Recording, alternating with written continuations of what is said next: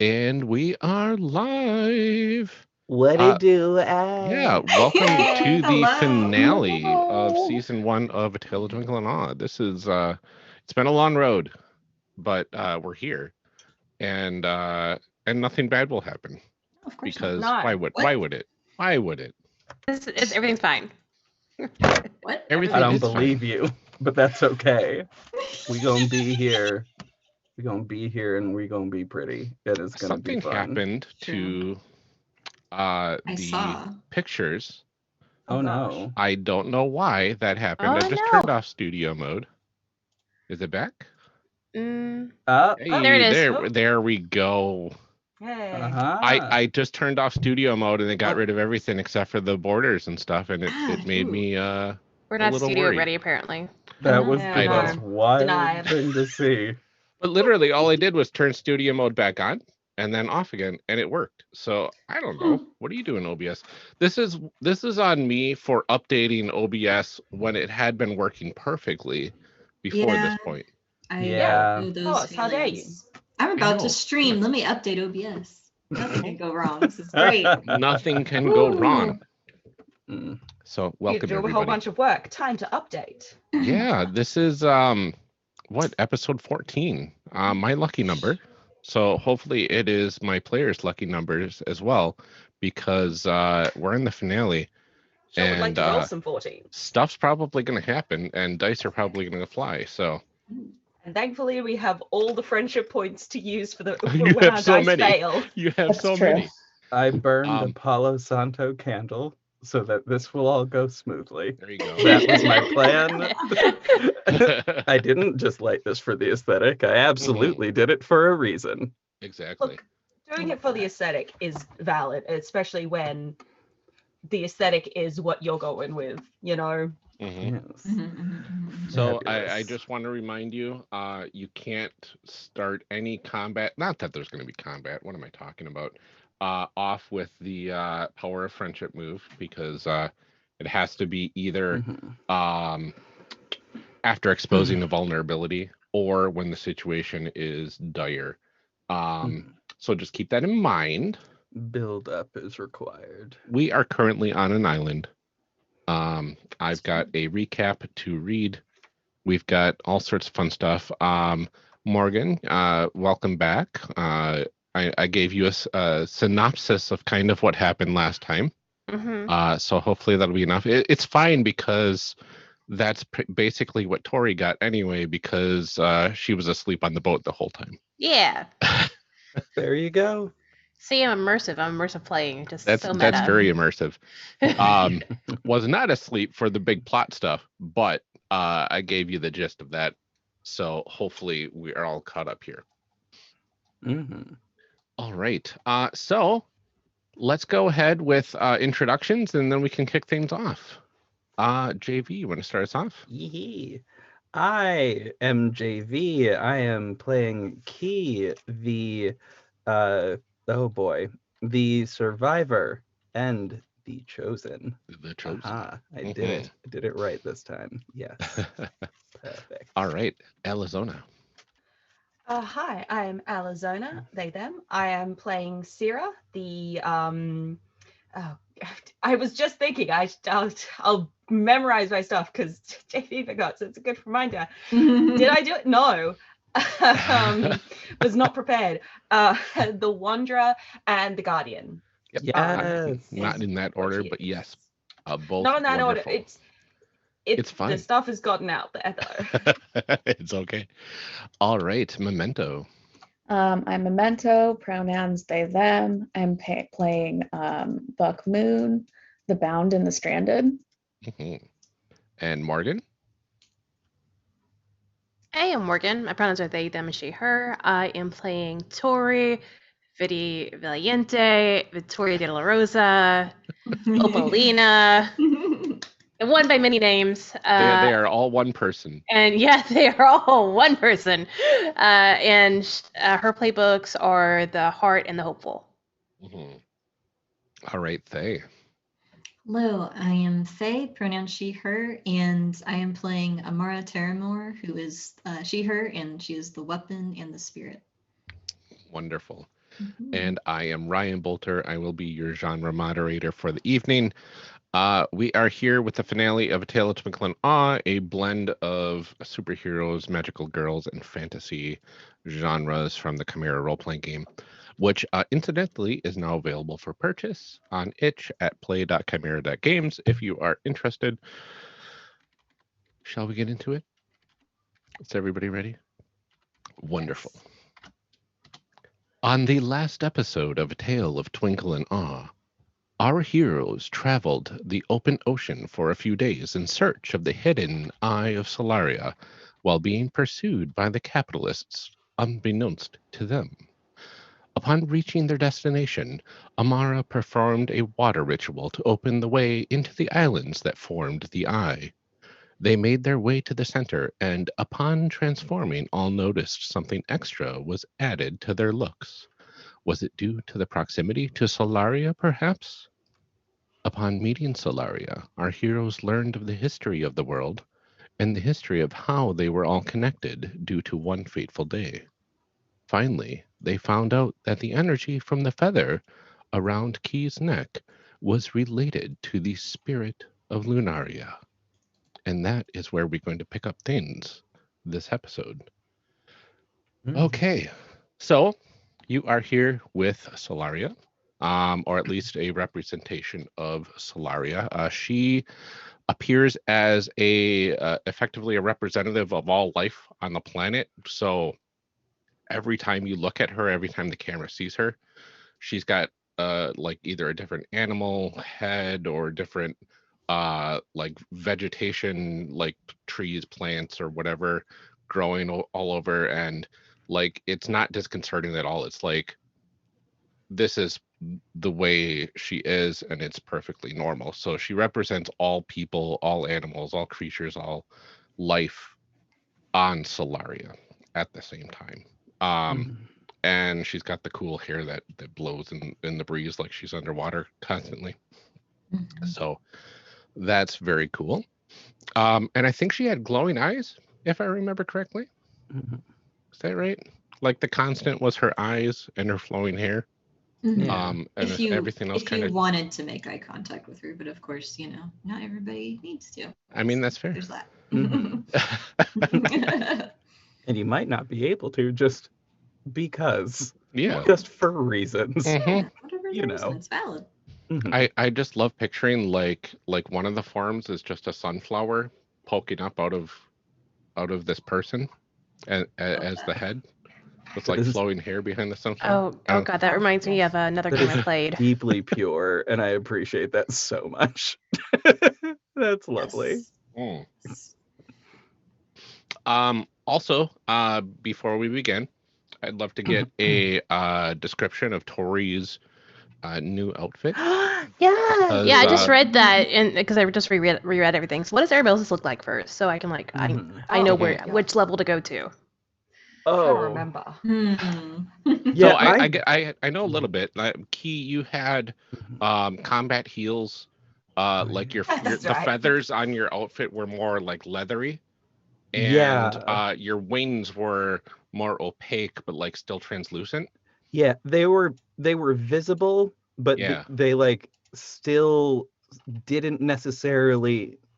I don't know. They were visible, felt a little bit more real, but simultaneously, like they don't look like they have sprouted direct. Like if you were to look at like the back of the outfit, they look very much like they're like the fabric has not been torn where these wings are. Like they're spectrally sort of there. Yeah. And yet still connected and tethered. And I to think this you body. had like deeper purple glowing eyes as well. Yeah. And then the feathered serpent was more like the feathers were more pronounced and stuff, I believe. Yeah, it was more feathers. More feathers. But what if more feathers? Like more floofy and more I guess regal. I don't know. Yeah, I think so. And then it was also more ornamental designs on all of the armor pieces. Yeah. Yeah, I don't remember. Did the spirit of Solaria, Amara, did she have anything extra on there? I remember if I did, but I would just add just more like details of like jewelry and fabric in certain places, and just more details basically in all the whole outfit, like jewelry, whatever. Yeah. Make it better. And Buck's got a cane now. Yep. Buck's got their bound cane weapon, which is what was it? Is like a cane with a. It's like the top of the cane is some sort of solid substance. I don't want to necessarily say metal. I don't know. But it's a statue of a buck with the moon in between its antlers. Oh. Yeah. That. So everybody's just a little bit extra. Yes. Trying to remember and of course, Opalina's the flashy one. Yeah. So it doesn't matter if you're extreme extra. Yeah. I just wanted to know how far I had to go. Yeah. Let's just say you cannot overdo it. I do just remember last time we were like, oh, and probably Tori's done something too, but we don't want to make that decision. So for a few minutes, we were all just like, wow, Tori, I love what's happened here. I love all the new additions. Yep. Wow. Tori was always shown from the back with their stunt double in. Yeah, it's like slightly noticeable if you knew what you were looking for. Like the hair wasn't quite right. Yes. Mildly too tall. Just it's the whole thing. There's one with a tattoo on her shoulder, and you can just tell. I didn't They bother tried covering really it hard to cover it over, but running out of budget. Do it. Yeah. I spent it all on the Spirit of Solaria effects. Oh, So- I don't want to take that away from you. So with Tori, I think she's gonna have because she already has little silver flints of opalescent stuff floating through her hair. I think her for the most part her hair mostly goes that silvery sort of her typical holographic look with streaks of brown now. So there's just a little bit of Ooh, so it's a swap-a-rooney for the Nice. hair. Oh, nice. And I think her mask becomes more sheer.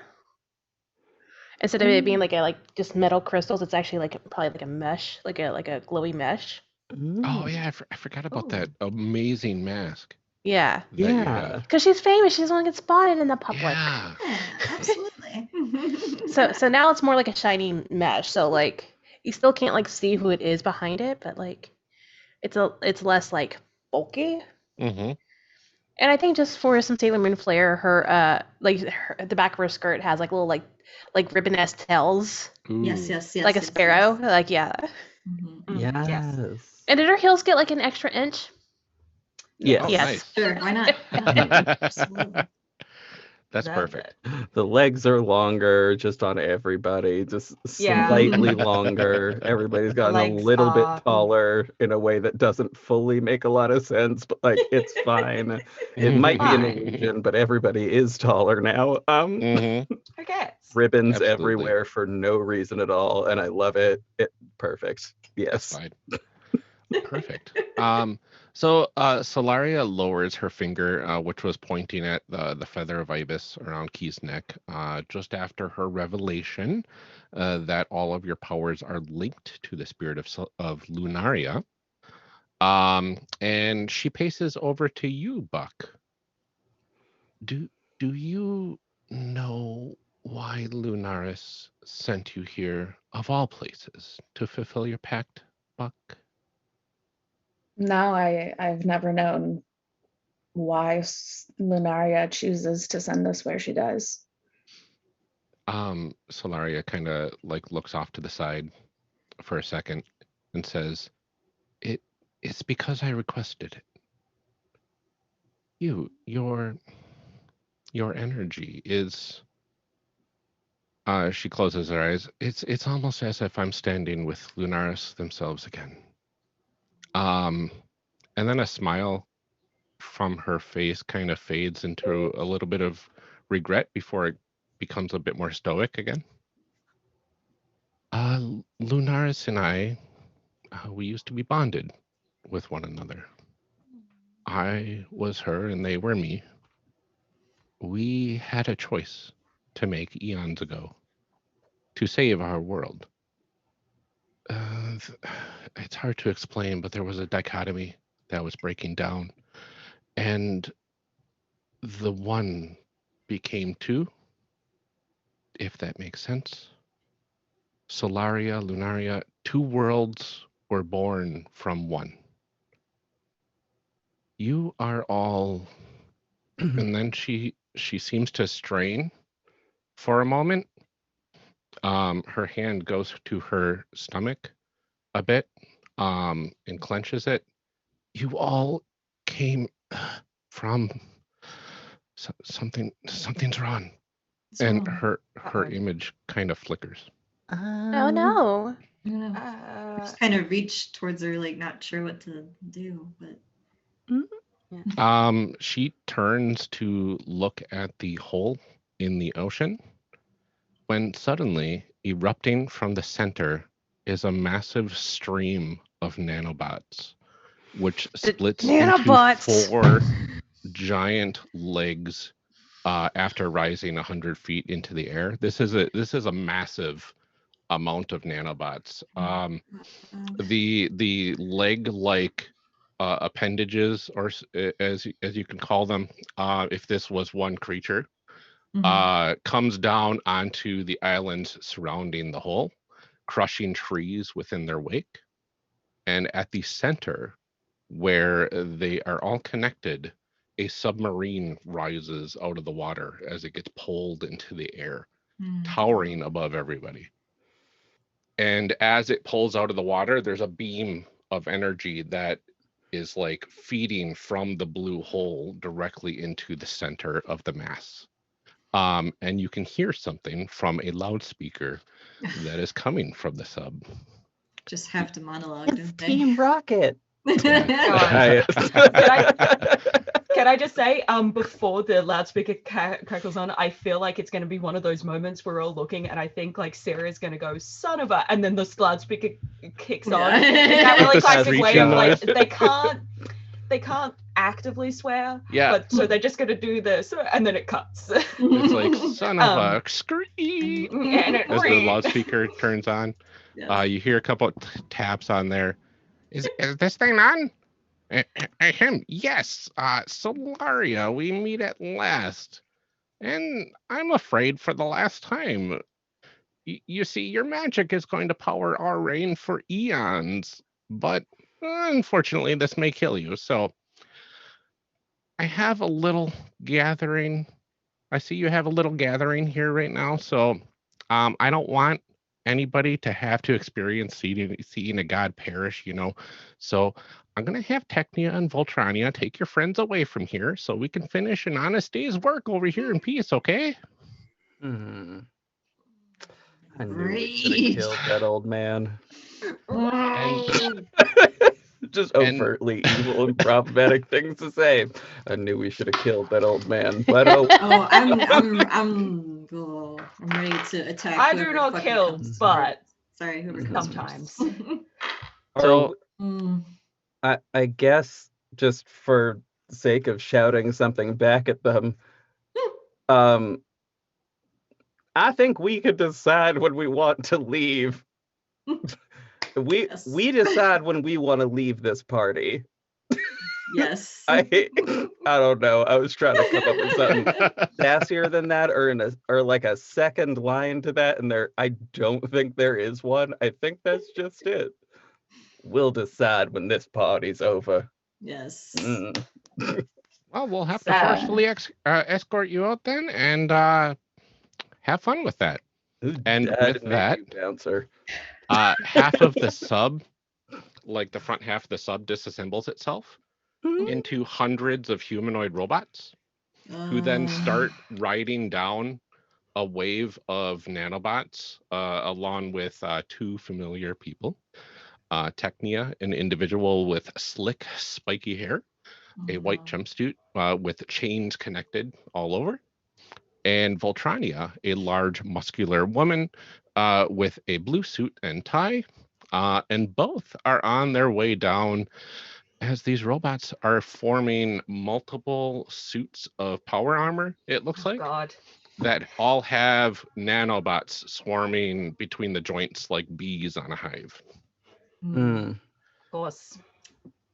I think as soon as the loudspeaker cuts off, if we pan to the party, there's going to be a moment of Buck flaring with rage, and their face becomes completely inhuman, and they start to get bigger, and you'll see Luna like crawl up the back of them into her form, and the sort of like translucent fur type stuff in her Milog shape will run down Buck, and Buck will just turn into a nightmare creature. I'm here for it. As I'm at it. Here for this. Like, Do not interrupt my moment. I'm trying to learn, okay? Trying to learn something important. Mad about not being allowed to learn is honestly a giant mood. Yeah. The best character trait. Oh, it's my favorite. I love it. I want you to embrace your chimera for that. Okay. Yes. This almost sounds valiant. I agree. I would think so. Yeah, so that's a D6 plus a D8. Okay. You want to roll that up for me? No. I was doing some free rolls, and the dice are not happy today, so that's fun. Oh no. So we've got a 6 and an 8. Ooh, that's why can't I math? That's a 14. That's very nice. So, I successfully get real big. That's a good way to start it off because you got a 10 plus, so that means it worked. But on a 13 plus, you either get something extra or you execute this perfectly. Well, I did have I was thinking that something that'd be really, really cool, I don't know, is after they transform, they go up to one of the people in the mech suits and just let out this EMP blast to destroy the nanobots like they did last time. Oh my god, yes. Okay. Work. Mm-hmm. Wonderful. Mm-hmm. Okay, so I think that counts as something extra. Okay. So yeah, you grow and you let out this EMP roar, and one of the suits just kind of falls apart as this procession is coming down this stream of nanobots. And you can see inside that suit was nobody. Mm. And now you can see Voltrania scrambling. She gets into one of the suits, and then the suits kind of scramble up. So now there's about 5 suits sitting there. One of them's disassembled and kind of broken. And you don't know which one Voltrania is in. Oh no. So you've got those coming down, and Technia's kind of just controlling the flow, like her arms are up Magneto style, and kind of I don't know, worming their way down this giant nanobot leg. I don't know that I ever chose a weapon. I just realized in looking at part of my character sheet, I don't know that I ever chose a weapon upon transformation. Mm-hmm. And for ease of something that is visible on the for something that is partially related to feathers, because I just feel like that's the key thing that I need to make sure is there in said weapon, and also because it is literally on another part of the character sheet if I look to the other side of it slightly. And also because I have several of these and actually understand how they work. I'll opt for a bow and arrow. I feel nice with that. say that because I think I want to use that. Ooh. I think I don't know what I want to do, who I want to aim at exactly. Didn't Key use a bow and arrow like in one of the first 2 episodes, like an energy bow and arrow or I something? think so. Yeah. Yeah, I think it was made of pure energy before. Yeah. I think Is this perhaps like more solid and cool looking? yeah. I think there is a specific like bow and arrow shape that I am like that I can see in my brain, and I simply do not know where I saw it before, which is like so annoying. But it was a I believe it was a recurve, but it sort of had the style elements of the other type, the compound. It had some style elements of a compound bow, but sort of where those like circular bits would be. Those were like sort of feathery, extra pretty things. That Nice. so that basically and the arrows themselves are self-replenishing because counting arrows sounds like a bad time for everybody. Just for everybody, unanimously sounds like a bad time. But I think they now have like different colors on them. Oh, nice. Like the ends of them are different colors and will do different things based on like different types of energy. So cool. I think they're going to be blue. The ones I'm going to pull out are going to have a blue little like it's sort of electrically and crackly. Yeah. But it is blue electricity, and I don't know why that's important to me, but that is deeply important visually for this to be pretty. And I don't know exactly. I have not quite figured out exactly what I want to aim at. So we've currently taken out a slight bit of the nanobots. Yes, like at least a few of them. Like a chunk of nanobots. I mean, there's like probably trillions of nanobots here right now. Right. And you took out a suit of power armor, which was basically like a bunch of these humanoid robots that are like linked together to form like a suit of power armor. Okay. All right. And we have several of those. Yeah, so there's about 5 of those left. 5. They're all identical, and you can't see into them. You can't see the pilots at all. And there's also Technia, who is by themselves, controlling these nanobots. I feel like Technia would make the most sense, but I could also do something extremely extra. I mean, extremely extra, and a thing I have literally myself tried twice and failed both times, but like it's because it's very difficult to do this as a concept, but firing 3 arrows at once. Now, again, a difficult thing to conceptually even actually do. I've tried. None of them hit the actual target when I tried this in real life, but that's fine. That was fine. I don't know. I was trying. It was whatever. So I think I'll do that with 3 arrows and aim at 3 of the sort of interconnected robots. Okay. Go ahead and give me. This is going to be an engage your enemies roll. Yes. I'm not sure. Or wait a minute. Hold on. I'm thinking of something. Yeah. Wait. Might this? No, not exactly. Never mind. No, it wouldn't be. Never mind. Just kidding. It's fine. No, it would. I was looking at the under your focus and that bit down there, and I don't think that just double checking that bit because I was looking at it a little earlier. Okay. I think that's the one. So I think you are correct. Yes. Now, as far as what I am rolling, it's either relaxed or energetic or optimistic, depending on your state of mind right now. okay. Because you said it's a difficult shot.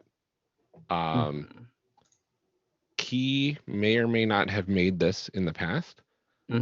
So if Key is thinking, I need to calm myself, then this might be more relaxed. If Key is hoping for the best, this could be an optimistic. Or if Key is just like, I need to get this shot off fast, it's probably energetic. Oof. Okay. I feel like, I'm not sure. I could actually make a case, I think, for attempting to do something relatively brave. And thinking valiant there, possibly.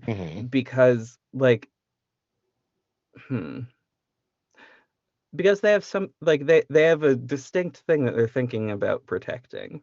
And it's sort of figuring out this it's about figuring out how best to get these things to not be here, which is not quite logic, I don't think, but like I would say more bravery, sort of getting them to back down, I think. Okay. I think if maybe Key is willing to move closer while doing this to kind of get more, close and personal as you do this, that yes. I can see Valiant working very well there. Yes, I think that'll be happening, and sort of simultaneously to that happening, they'll also be like rising themselves up in the air so they can get a better shot. Nice. Just taken off a little bit. Also, just let's be real, it looks better when you fire arrows when you are flying. It just looks better. It just looks great. It's just science. It's simply science. Well, I don't know what science is. So let's go ahead with a Valiant roll then. It's a D4 and a D10. All right. Admittedly, also this is better and easier for me because I only have one D6 in this room. A roll that is 2D6s. It will take longer and be mildly more difficult to do. It's not extremely, but just slightly, just enough that I'm like, yeah, all right. I just got like deeply nervous that this wasn't a D10. No, it is. It's fine. It's fine. Everything's fine. Everything's fine. Yes, honey. Okay. 13 is what I rolled. Oh, wow. Word. Okay. You are starting this off very well. Woo! So what does this look like? What is it? What happens? You got your 3 arrows flying towards these things. The blue electricity. You might actually get something cool. You have to choose stuff, don't you? I think I do. Yeah, you get 3 choices, right? I think I need to look at the actual So on a hit, you're both affected by the conflict. Right. But on 13 plus, you select 3 choices. So you have to you can avoid emotional backlash. You can give advantage to whoever engages next. You can shift the emotional landscape of the conflict. Take something significant from your target, or leave a lasting emotional impression and or effect on your foe. Okay. I will give an advantage to whoever engages next. Cool. Take something significant from the target, and I think leave a lasting emotional impression on your foe. Perhaps. No, actually, no. I will do the smart thing and avoid emotional backlash. I was like, actually, no. Probably a good idea. Probably a good idea. Yeah. You're right. That does check out. All right. So avoiding emotional backlash, which also I think story-wise makes more sense too. Yeah. So what significant thing are you trying to take from your target? Their ability to connect to one another. So I think perhaps instead of aiming directly at like the center of them, at the center of these robots that are connected to one another, if I aim at the bits where they're connecting to one another and those explode in some meaningful way, then those bits that no longer exist, that are the connecting bits, can no longer connect to each other, which will then make it easier for my friends to hit them, I think. There you go.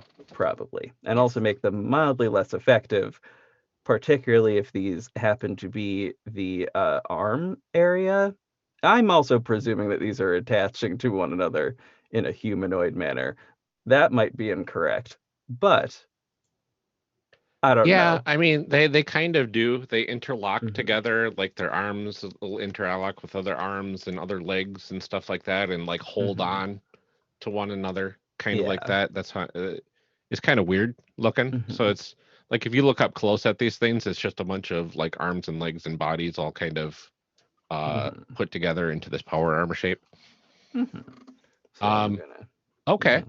Yeah, so I'll say then that your arrows kind of fly true. They hit their targets. There's a brief sizzle, and we're gonna say that like one of them, like the arm falls off. You hit the shoulder joint, and then the arm kind of falls off, and there's like a few robots that kind of scatter to their feet, and then another one, you get a leg off, and it's kind of like now walking on a hand and a leg, and then that leg that fell off is also kind of the robots get up and start coming down as well. And then the third one you hit kind of in a central spot, and it the lower half just kind of falls apart. So now it's just this, like these arms that are kind of like crawling through these nanobots. Oh, that's fun. And you have probably straight diagonal line. So the way in which those line up with each other, so it was one arm and then the opposite leg and then the center bit there. Yeah, pretty much. So both legs on another one there. Yeah, I like that. That makes me happy. Okay. I feel good about this. All right. So you gave an advantage to whoever engages next. So I think the confusion of all these things falling apart is going to give the next person that goes kind of a little bit of an advantage for whatever they want to do. Yeah. I have a very dumb idea about what I want to do, because I'm trying to think. Sarah is not particularly good with range. They're a very up close fighter, but they are good at defense. There's the energy thing coming out of the center of the hole, going into the capitalists' ship, right, as they drain the planet. Yeah? Yeah. Theoretically, if Sarah was at that point, could they use the defensive magics to at least potentially temporarily defend the planet from that, to at the very least mean that Solaria isn't actively dying while we try to deal with the, other things happening. So you want to go to the center of this yourself and construct a barrier of sorts to kind of temporarily at least cut off this siphoning of energy. Yes, I am wanting to grab the boat and drive myself into the center of this deep, dark, cold water thing and stand there fully exposed, or at least partially exposed, attempting to defend for a, to give my friends a chance to potentially, give them some extra time because we're on the clock if Solaria is being actively drained. Okay, I like that. It might take a little bit of time to get there, right? Yeah, because it's like hundreds of feet away. You have to figure out how to turn on the boat. Does Sierra know how to turn on the boat and pilot it? Were you at all in the cab while Key was driving? I'm just I think I stuck my head in a couple times because I know I stuck my head in at one point and there was just a unicorn mermaid horse thing in there driving instead with a captain hat on. Oh, that's right. Oh yeah. So at the very least I've been in there a couple times. I did yeah. Oh. Yeah. So and that's JV's new pet. Keys specifically. I am also, it specifies under my Wanderer abilities, I am quick to adapt to situations and I do have survival abilities. I love it. Perfect. Yeah. Gosh, to get there safely, I think you're going to have to embrace your Chimera. That is valid. I understand and respect that. Which of these dice do I want to trust? Probably none of them. Yeah. But I think as I'm going to run down, I'm also just, for the image, I'm just going to yell at Key to toss me the keys to the boat, because I'm assuming they need keys to operate. They're probably still in the boat, honestly. Most likely. Oh yeah. Oh, to be fair, we didn't need to really take them with us, frankly, because who was going to interrupt us in this quiet, private, secret zone? Exactly. Who was going to take our boat? Do y'all remember what I named the little dude? Oh heck. It was Cappy. The Cappy? Cappy, thank you. Yeah, because it was because Capricorn. That was it. Yeah. I think it was because it looked like a capybara too. Oh, that too. Yeah. So that Sweetheart. Those Cappy's got the keys. It's fine. That. But Cappy was with us, so I need to turn back around, grab Cappy. Yep. There's something comedic about this, and I appreciate it. I'm greatly. Just running for the ocean with Cappy under my arm, just yelling that I have a plan. This is fine. Is Cappy as big as a capybara, or like smaller, or? They were. Cappy is like the size of a medium dog, but not like a real big heavy dog. It's like between a small and a medium dog, right? So like a corgi. So I can carry that. Probably a corgi with wings. Yeah. Picture that. God. Are the legs bigger stubby? than my dog? Well, they have two sets of they have a set of front paws. That's about it. I don't know. I would imagine for aerodynamic reasons they would have to be on the sort of stubbly end. That would really. Be good. Which is also why I had to pick them up, because they are not going to be able to keep up, especially between the stubby legs and the tail. Also, what am I rolling with? They can fly, but yes. Look, I'm not waiting for it. I need it to be acting now. Yeah. Gosh, I'm thinking it's energetic then. Yeah, you're on a time crunch. I love this. Is it energetic? I would say I'm about to do something very stupid. Yeah, I think when you get there, you're going to do something very stupid. But you got to do this now. It feels very energetic to me. That is fair. So what is that? That's a also 4, what energetic tend to be doing something relatively dumb. And I believe you get advantage on this. Yes. Is that right? Yeah, because JV push one forward. Yeah, so you get advantage. So you can either bump up the D4 to a D6 or the D8 to a D10, your choice. Gonna bump up the D4 because I can't do maths as to work out how the curve will affect. I just want to make the smaller of the numbers a bigger number. There you go. Checks.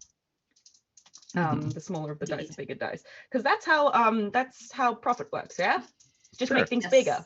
Bigger is better. So. Can't wait to fail this. Oh, yeah, just magically everything becomes more expensive every year. Oh, what happened? I have never piloted a boat before. Did I That was a hear? three. Did I hear a 3? Three? No. Oh no. Oh no. Oh, boy. Yeah. Oh no. Oh, no. That was a 1 and a 2. Oh, okay. So I know what happens here. Take experience at least. Yeah, you get an True. XP. So welcome to that. And if I Anyone remember wanna- correctly, you chose as your level up to get an additional move, which was a traveling companion. Yeah, Thickums is my friend. Yeah, Thickums is your friend. So if Who- you use your senses or use time terrain on your parade. Yeah, Possibly. I decided sort of as impulse because it makes sense in one of them. One of them I feel makes sense. The other one is just a real good pun. It's fun. Mm. And becomes an even better pun unfortunately. if, I'm talking about a sentient plant creature. Yeah. Thick plant baby. Thick plant baby. Yeah, that's So- what he is. A thick plant So baby. you get into the boat. The boat Mhm. starts up. You pull out into the sea, and then as you are going towards the center there, some branches of one of the other legs start shooting down into the water. You start dodging them with the boat. It looks pretty cool, but at some point, one of them spears right through the center of the boat. And kind of pins you into the water.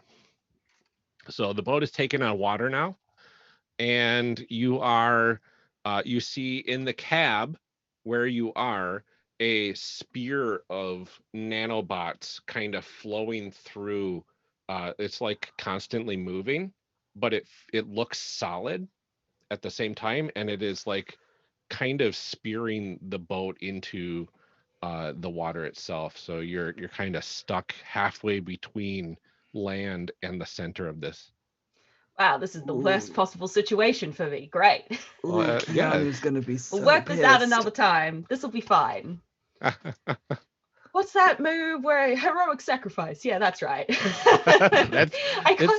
It's a possibility, right? Every time I make a very dumb decision, I have to go and just double check what that can do, because it's like, one day I'll have to use this.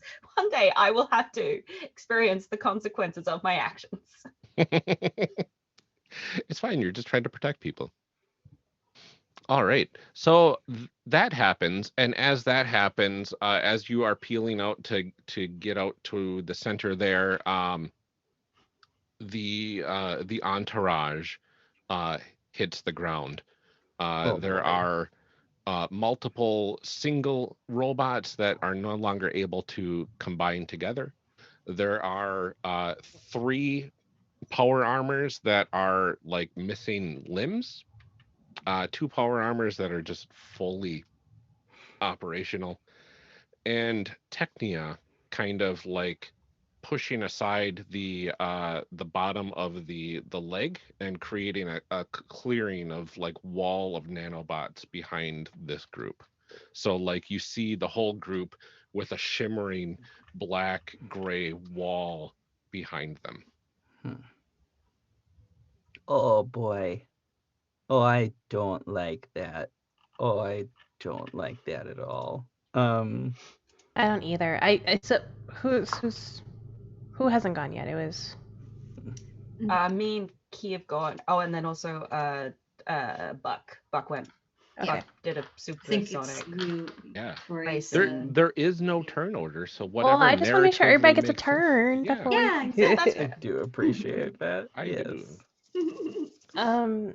I think what I want to do then is seeing that wall go up is Tori's gonna be like, "Oh my god, no, you don't," Yes. Work.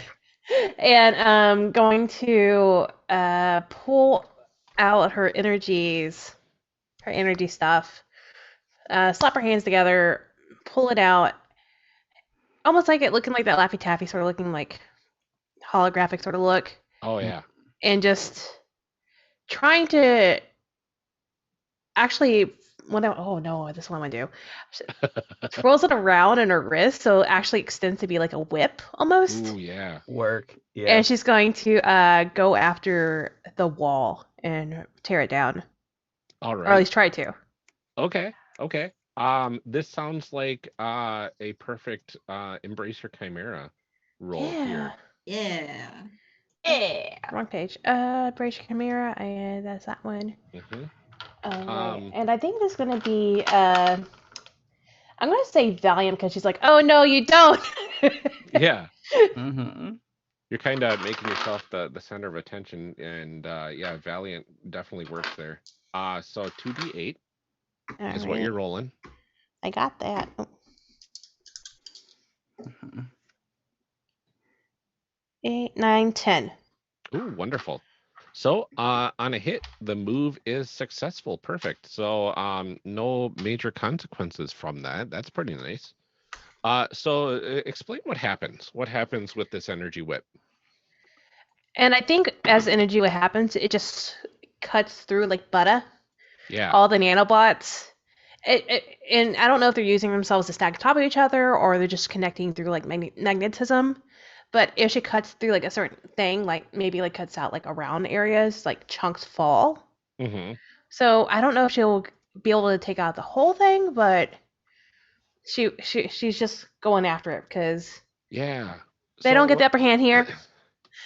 What I like is like you cut off kind of near the top of this wall or so, because at the top of the wall it extends a huge limb to the center of this lake, holding up the sub, and basically what you can see is your energy whip cuts right through there, and all of the ones below kind of like crumble into the ground, and then this like upper limb just kind of like collapses into the ground a bit and creates a rumble as like the whole platform kind of starts restabilizing itself to get that energy beam back going strong. And I do want to add in, I think as she does that and there's still that arm there and it's staying strong, I think she's going to actually try to jump onto the arm and like use that as like a leverage point. Oh, wonderful. So she's going to be bouncing up there. Okay. So you're balancing on the nanobot arm? Yeah, no big deal. Wonderful. This is fine. Okay. I also had to choose one from below as well, so. You don't. Why? On a 10 plus? It's on a 13 plus. 7 and 9. Select one. I thought you only rolled a 10 on that. I did roll a 10. Yes. So on a hit, the move is successful. On a 7 to 9, you get to pick an option.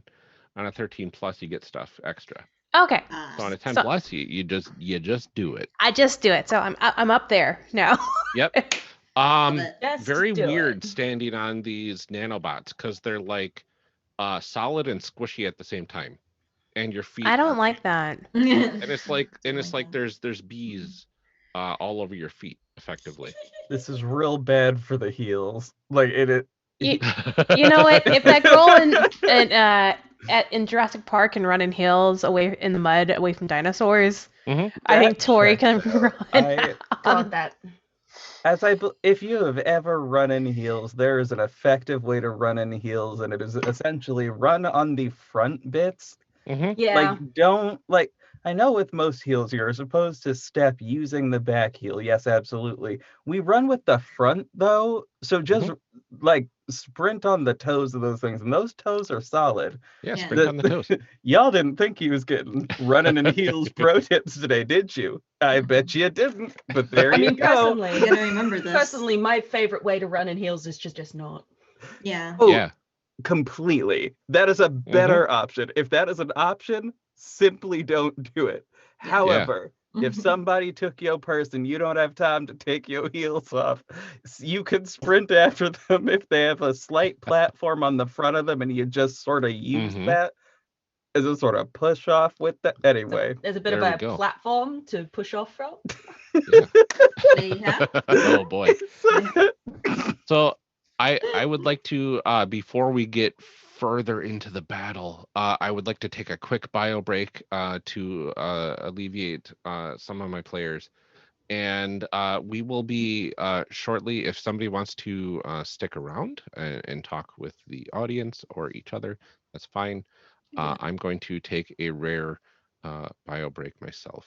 Oh my God, magnificent! Is it okay if I turn my camera off? Just because my room is a mess? It Yeah. will be fine. Y'all don't need to see the mess that is my room. Let me see if everything breaks. You can see my character creation cast logo.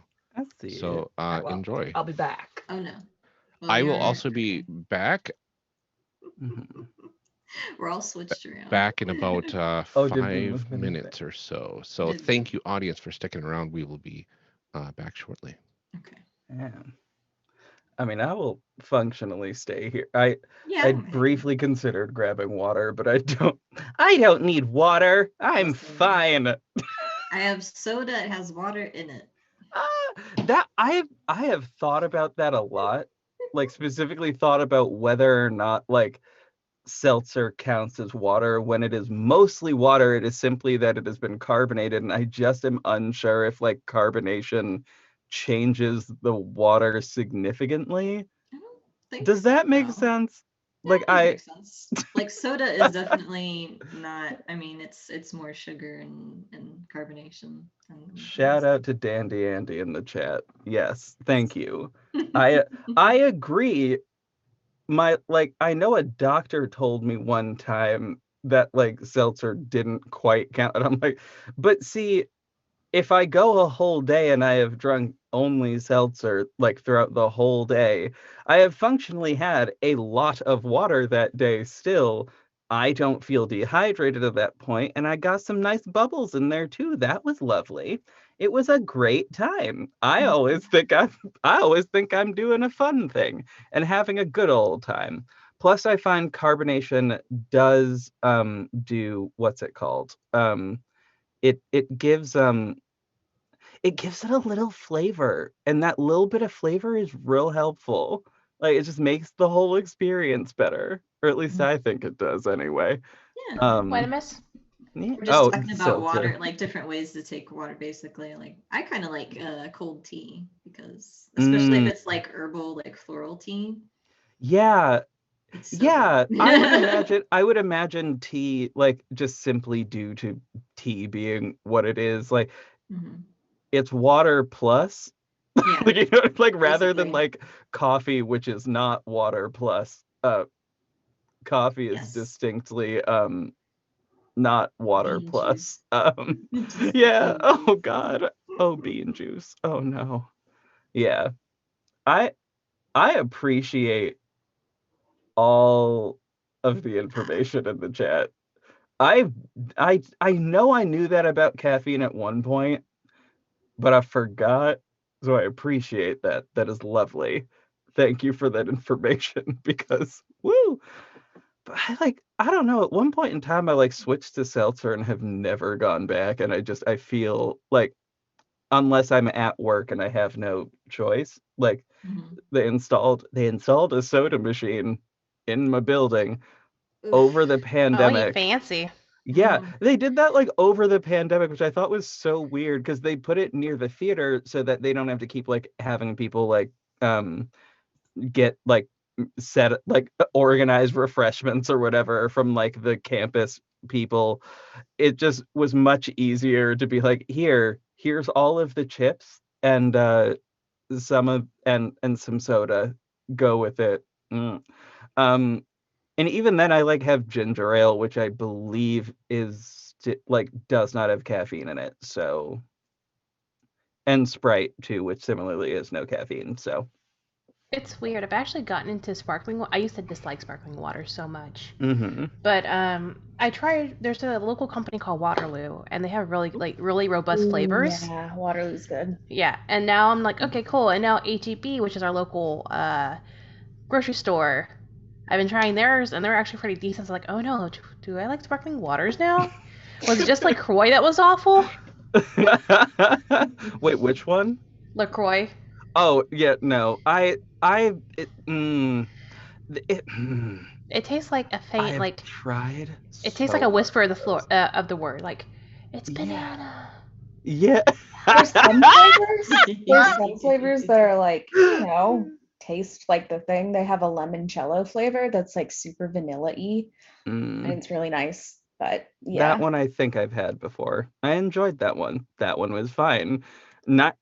It is also real real difficult to get me to not be basic as hell and just go with polar every time. Like I don't know, with polar black cherry, I know exactly what I'm getting every time, and I don't need to experiment with this. Meh.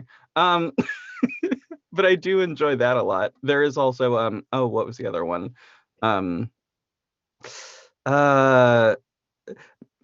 If I'm at the gas stations near me, they have a blueberry lemonade polar, which is very good. That's choice. Love that one. Very, very good. So now that we've gone through so today we have discussed seltzer and running in heels. Also, too, someone mentioned Mio, like the little droplet stuff. Yeah. Apparently, you can put that in like Topo Chico or any like bubbly waters, and make your own bubbly like beverage.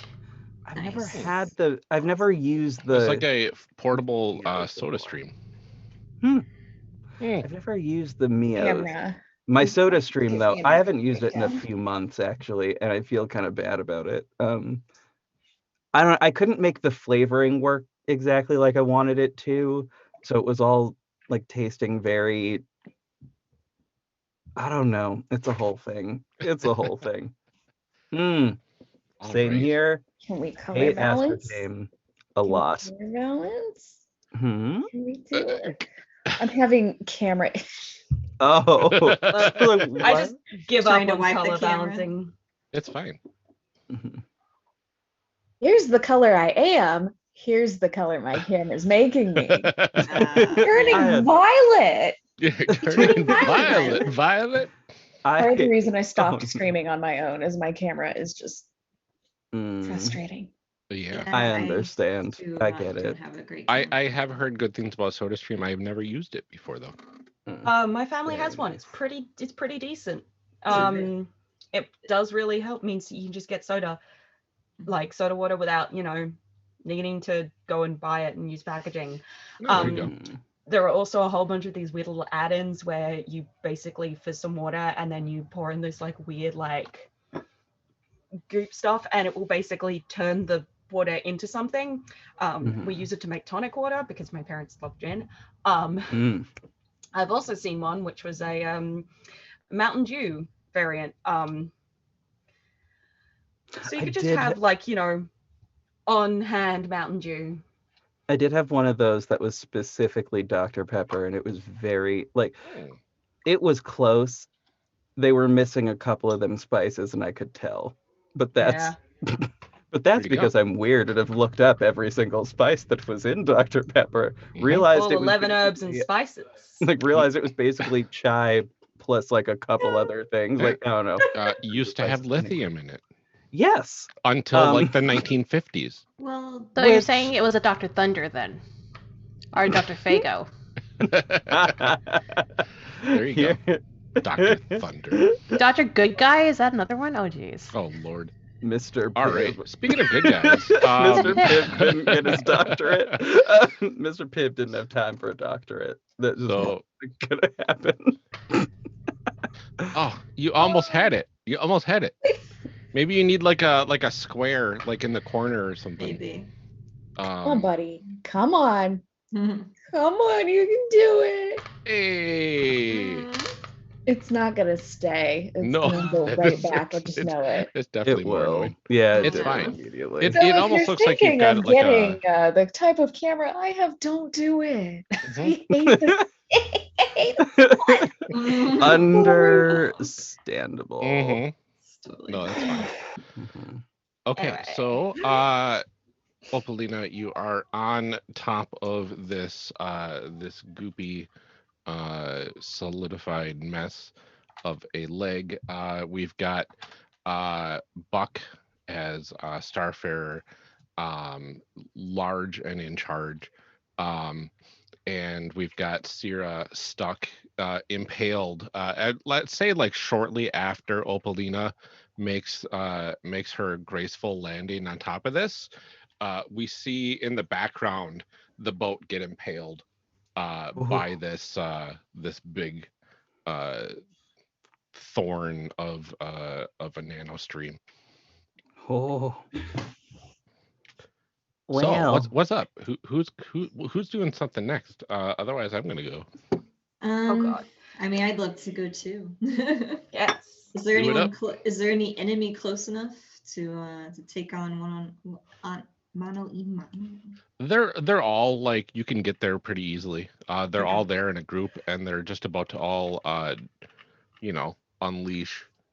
So you got a moment of slight respite before chaos begins. Yeah, I'm gonna attack one of them. I'm thinking I am just a weapon. So unleash your abilities, tech in expert fashion, and will engage your enemies with valiant. Let's see what we got here. Okay, you could also I wonder if your violence is natural and I'm a force of nature applied here at all. Might be because I'm pretty like it. Pretty much how everybody else is reacting is the same. It's just like eyes glowing, like there's some fucking. I'm sorry. Insurmountable like stuff going on here. So yeah. This might count as the odds being stacked against you Okay. before you enter into the battle. Okay. So let's go ahead and do this up and roll with questions because I love this move so much. So are you prepared for this encounter? I don't think so because we were kind of surprised. So. Are you okay with using lethal force to resolve things here? Yep. Okay. Are you willing to pay the price of success? Yes. Okay, so that's 2 upgrades. You can roll with 2d8 or a d6 and a d10. Your choice.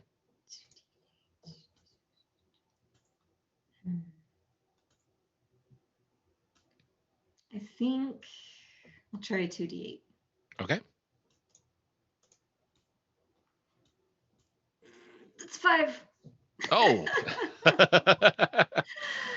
Well, oh, lovely. I looked really scary and then I tripped. So what exactly okay, so you've got this all of this happening around you and you're like I am a weapon. I can be a weapon, and it just like keeps piling on like there's these nanobots, these legs are nanobots, and then the thing impales the boat that you rode in on, and I think that kind of like shattered your preparedness as a weapon from what I can think of with this.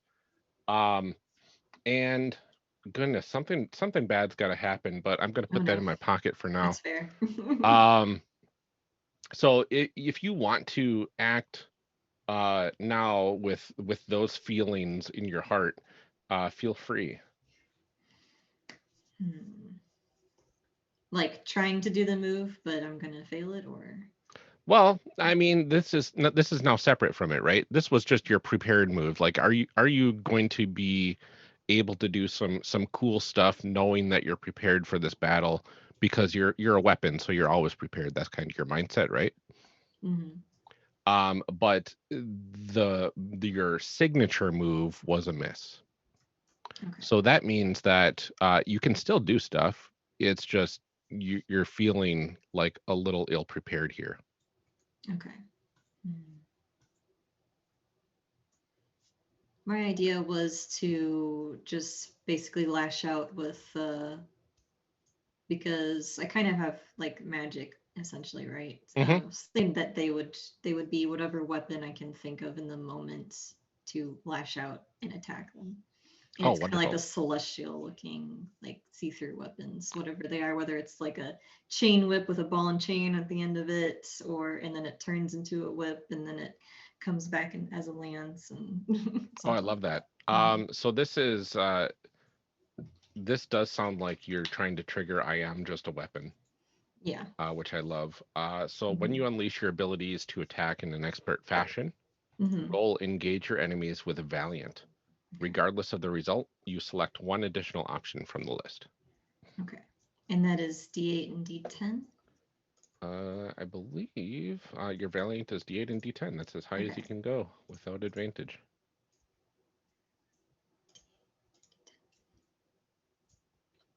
That's an 18. Ooh, what? You got a maximum? Nice. That rules. Okay. So what does this look like? This is amazing. You get to choose 4 items from the engage your enemies list. So basically just choose which one you don't want to take. And we can resolve the rest.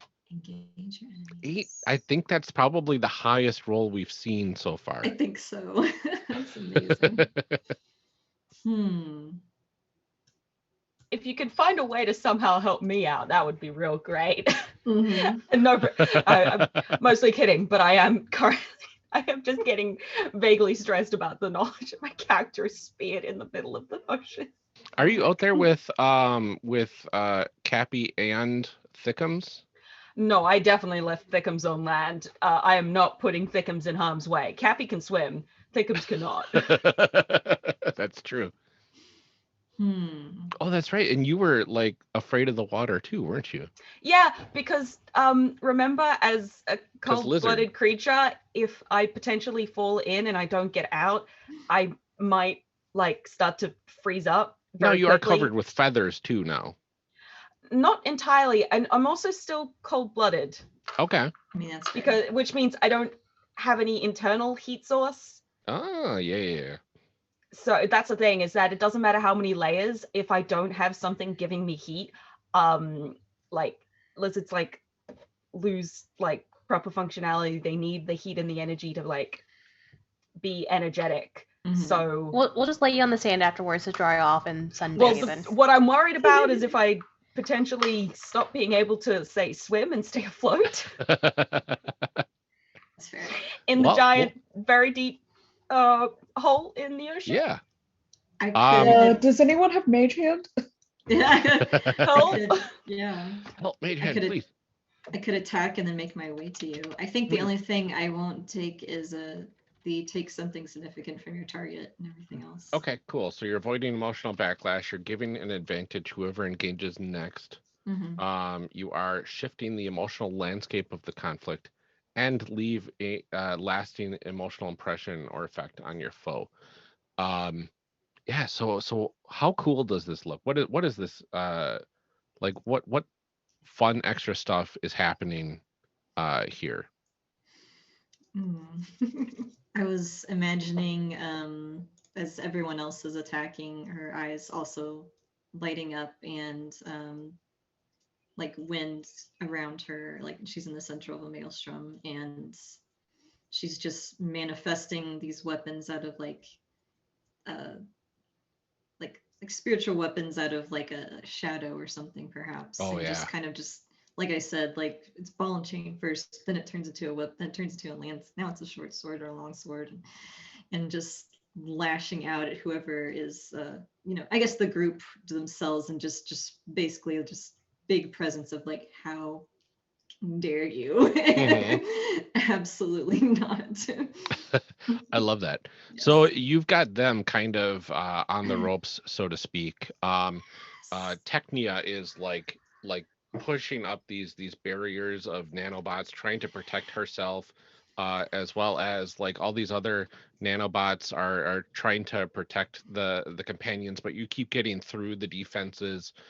You're effectively continuing to pummel these people back a bit, and they can't seem to act very well right now. Shifting the emotional landscape of the conflict, like it feels like you are stepping it up to a point where it feels like you can win this as a group. Like you can do this. This is frightening, but you are also powerful, and together you are unstoppable. That's kind of what I feel kind of the shift happens here. Yeah, absolutely. Wonderful. All right. So what happens next? Oh goodness. I think that Buck notices that Amara has got like a rhythm going and is going to join in with her with their EMP pulses. So it's like both of their abilities like amplifying each other and just getting them nanobots real hecked up, you know? Just heck up those nanobots. Just hacking them up real good, man. I like it. Let's hack up some nanobots. Let's see. I don't know. Like you could. Is there a role for I opened up a different tab and my brain went completely blank. That was fun. For when a move for when you want to interact with a fellow player. Like, oh my gosh. Well, that would just be like a helping maneuver, right? Okay, yeah. But yeah, this is just narratively you are adding to it with your own stuff, right? Right. So it's not so much a help as you are enhancing it. I'm thinking either because you're kind of using your knowledge of future technology, but also I would say maybe some minor pact magic might be utilized here as well. Oh, definitely. I definitely think that my my patron would be involved with this a little bit. Wonderful. Just a little, you know. But it also feels like you're with kind of the rage that you kind of hulked out to. It almost feels like you're taking ownership of your bound abilities here. Yeah. And utilizing them for yourself. And in this situation, so I want you to roll on your signature move, which has changed since the start of the game, to roll on more than a vessel. Okay. So when you take ownership of your bound abilities and try to bend them to your will, roll with questions. So are you in good standing with your patron? Yes. Okay. Are you unafraid of your patron's repercussions? Absolutely. Have you earned this? Yeah. Okay. So that's 3 upgrades. That's going to be a D8 and a D10. Okay. And you get advantage on this. So roll 2D10. Oh, where's my 4? 2D10. Okay. Okay. I can do math. I was looking at my dice shapes like, huh, yeah, those are shapes. Okay. Those sure are shapes. What a They mood. sure are shapes. Yeah. Also, is Buck engaging? Because Buck gets the upgrade from Amara's. Yep. So that this is what the upgrade. Yes, Buck is going to get good. 2D10 to roll. Yes. Good. I was just making sure. Sorry, I was having to adjust some things in the background because. Thank you for saying something to you. Yeah. Just want to make sure. So I've got a 10, a 6, and a 2. Well, we can't roll 3 dice. You said 2D10s. 2D10s. So yeah, I have 4 dice because it's a 6 and a. Oh, is this the wrong pyramid? Oh no, the wrong shape. Oh no. I have no idea what dice I'm rolling. Okay, I mean, one more time. the 10 sounds right. Yeah. Because you can only get a 10 with a 10-sided or higher. Yeah. So I got my 6, my 2D6, and I got a 10. So you'll be rolling 2D10. So 2 10-sided dice. So you got a 10. You could just roll that 10 again and add that to 10. That's a 10, yeah. Is the pyramid's a 10? It's hold on. It's the one. Yeah, sorry, this JV. is double my Yeah. D8s. Yeah, JV was holding it. Sorry. If it has a 0 on it, it's a 10. Yeah. Yes. The ones with zeros on it are 10s. If it has an actual 10 on it, that's the percentile die, and then that's an actual 1. I do not have. It also does still. You can still roll it. You just have to remember. Yeah. The number of times I've rolled a D10 and seen the 0 and had a panic because I'm like, oh god, I got a 0. How is that even? And then I remember what that. Oh, there's my 10. Okay. Yeah, that happened oh god. earlier. Oh, she better be nice to me. Bird. Okay. So. 10, and well, you're already doing very well. So this is definitely a D10, right? Okay, so if you didn't roll any of those before, let's just roll 2 of that. Okay. And we'll see what that gives us. So I've got a 5 on my D10. All right. And an 8. Oh, wow.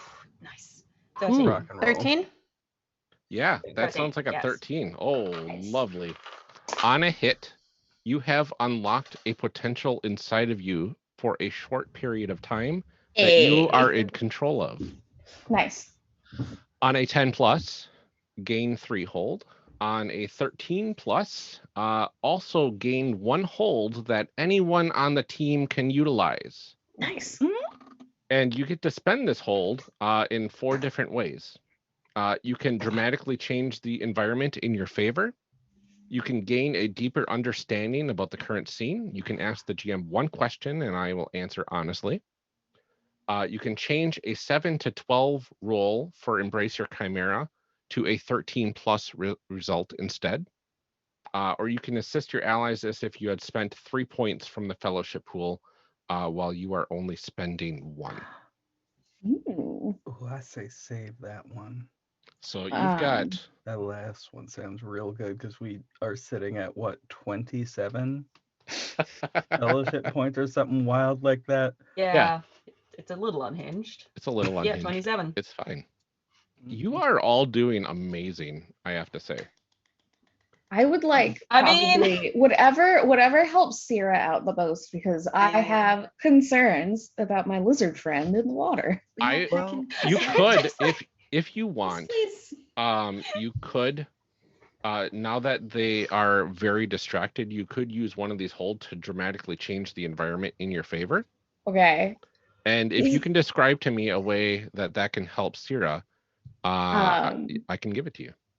I think maybe with the power of Lunaris and Solaria together, with Amara and I working together, I'm going to take over the programming of at least some of the nanobots, and they're going to go get Sierra. Is that too much? Like that. That's kind of a lot. Great, I like that. Okay. Yeah. Okay, so Mine Sierra, you thanks. see a stream of nanobots coming for the boat. Oh God. Scary. Sorry.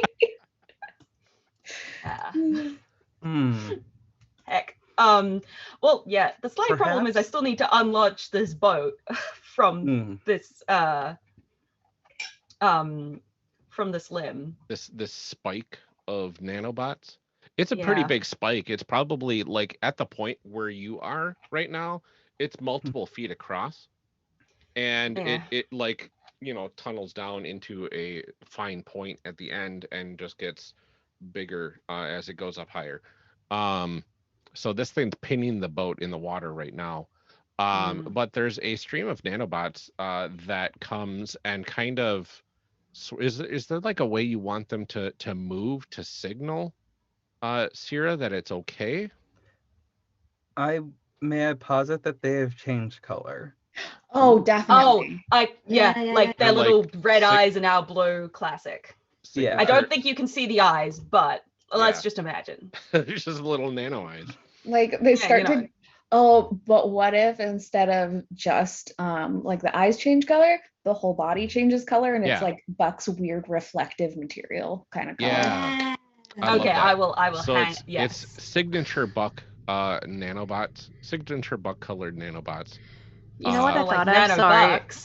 Have y'all seen Kira yet? Kira, Kupo.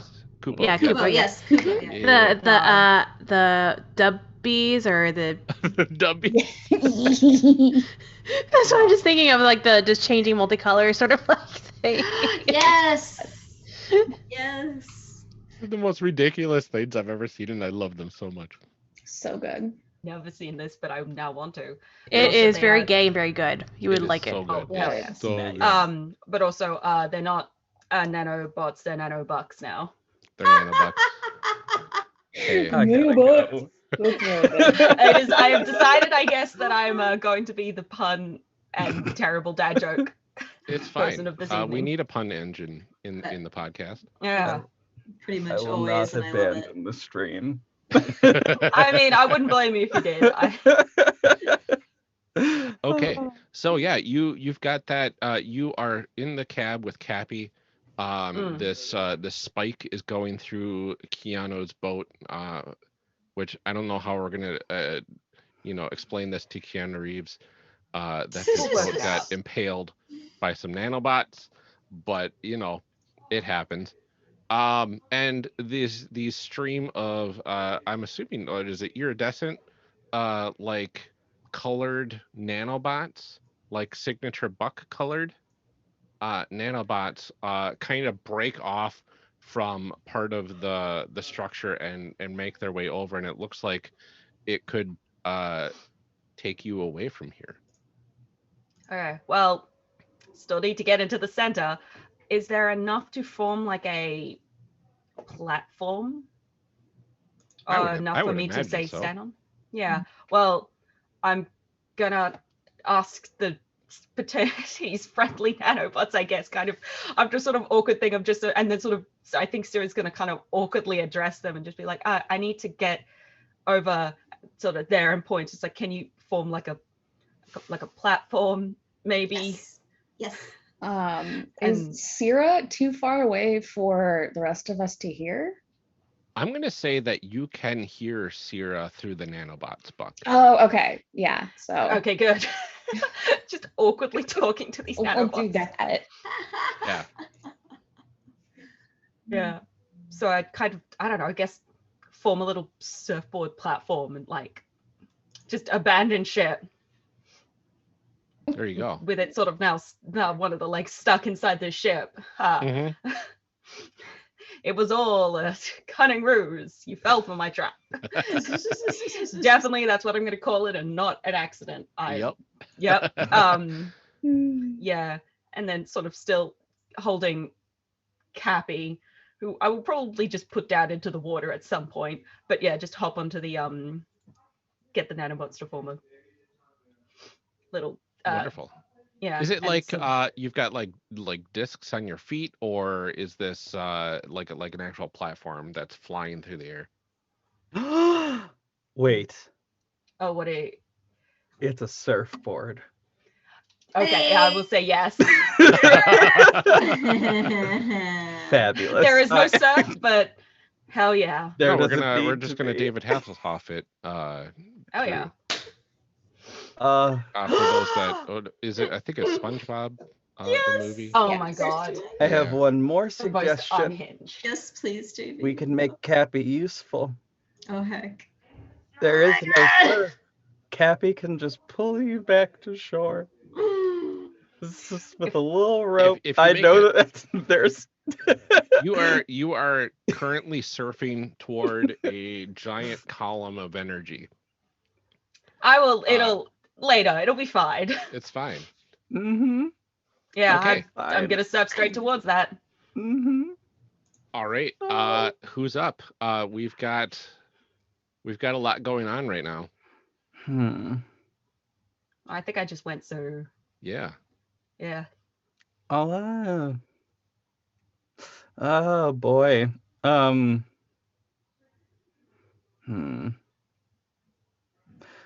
So I kind of want to utilize the enhanced senses that I have to find a point that will very specifically be. If I were describing this in a setting where this wasn't, where this didn't sound as bad as it does, I want to find a lethal point that'll just take out a full entire thing, just a section, so we don't have to deal with it anymore. So you just want to take out one of these power armors, effectively? I was actually thinking. So, which was the one who was controlling the nanobots? That would be Technia. I would like to take out Technia just as an entity, as a being. Okay. Without that sounding lethal, I would like to do that. So you want to render Technia unconscious and unable to incapacitate. Incapacitate. Perfect.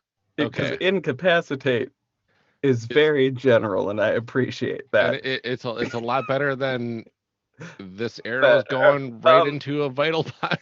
Yeah, do the very classic TV and movie trope where you whack someone over the head just enough to knock them out, but never ever concuss them. You know, just that perfect sweet spot that all people have. Yep.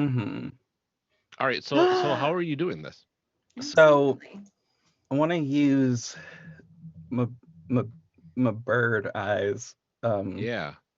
And what do your bird find, eyes see? Yeah, like just find a spot, like just sort of while flying, just sort of stare intensely as a bird would, looking for that point, just the spot where, oh, if I hit that one little spot, right, I won't have to think about this person for the remainder of this time. It really sounds like you're trying to use your senses here. Yeah. So yes. Let's do that. Use your senses. This is probably logical. Yeah.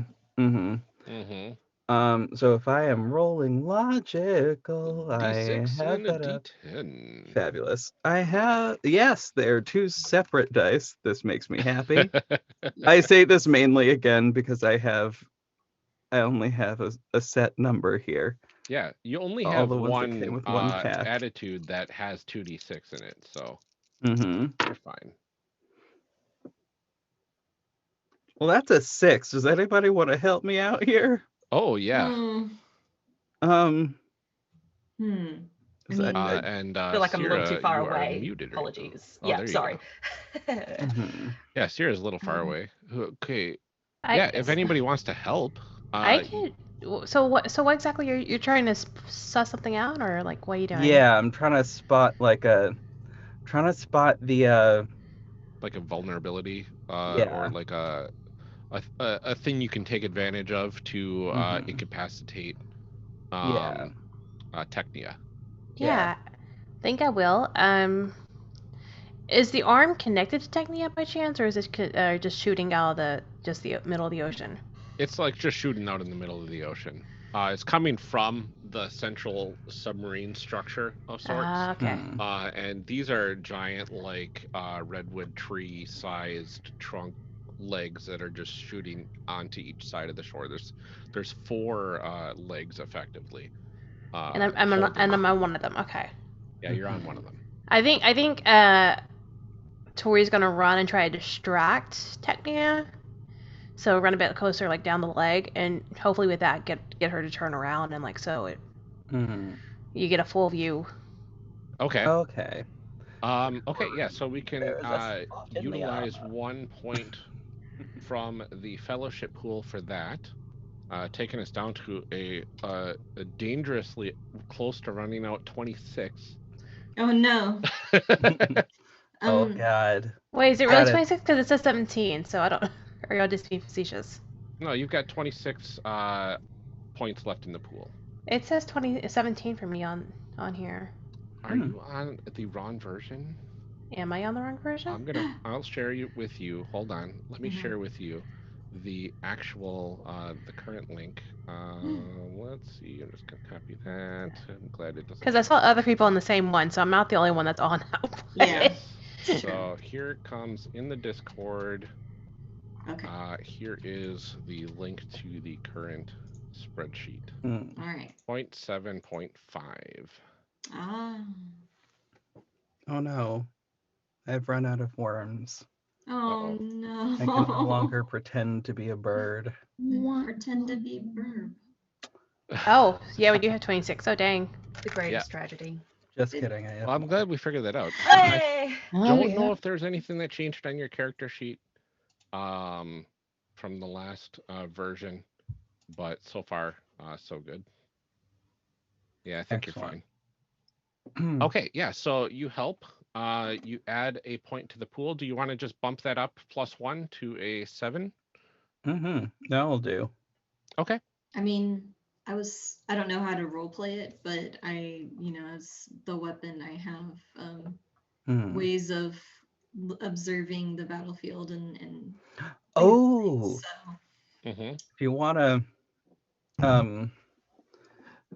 you can shoot me over a message in some variety. Yeah, serving the go for the eyes. That would be a different move as well. But you could utilize your tactical combat expertise to say something to Key to give them a better heads up. That would just be a point from the fellowship pool. And then I don't know exactly what you would spend that on right now. Yeah. Because you need we look at the assist your allies. 1 point in the pool just adds, you can add +1 to your roll. 2 points, you can add another +1. So if you have 3 points total, you can add +2 to a roll. And then you've got the possibility of giving advantage after the roll, which means you can take one of the rolled dice, probably the lowest number, bump that die up 1, and then roll that new die to add that result. Oh. So instead of what values did you roll? Like what two values? 3s. 2 3s. Okay, so you would take whatever one you want. If you chose to take advantage instead of the +1 to guarantee a 7 to 9. I would like to do that actually. And so then I would bump the D6 then perhaps up to then the D8 and then re-roll the D8. As long as you roll a 4 or higher, you will be in a better standing here. Yeah. But you would have to accept the result at this point. Here's the hope that I don't heck this up. That's a distinct possibility. And I have a great example of how that could happen here if I do heck this up. Okay. So it won't be a total failure because I have a fun idea for how this could happen, and it'll give us all a good laugh, and I know we love laughing. That will not be necessary because that was an 8. So, nice. So that's an 11 total, right? Yeah. Goodness. Great. Perfect. Oh, that was great. A fun gamble. Wonderful. That was a great decision. That was a great choice. We made good decisions. I also have to remove 1 more point from the fellowship pool, so I'm going to do that right now. That'd be 25. All right. So you've got use your senses. You rolled an 11. On a 10 plus, you get to ask 2 questions, and you get to gain advantage the first time you act on this information. So the questions you have are: what can I use to blank? What is their attitude? What impressions do I get of blank? And how can I take control of the situation? Okay, hold on a second. Give me 1 second. I need to look at I need to see the things for some reason. I find that's perfectly fair, yeah. It is helpful if I see the thing.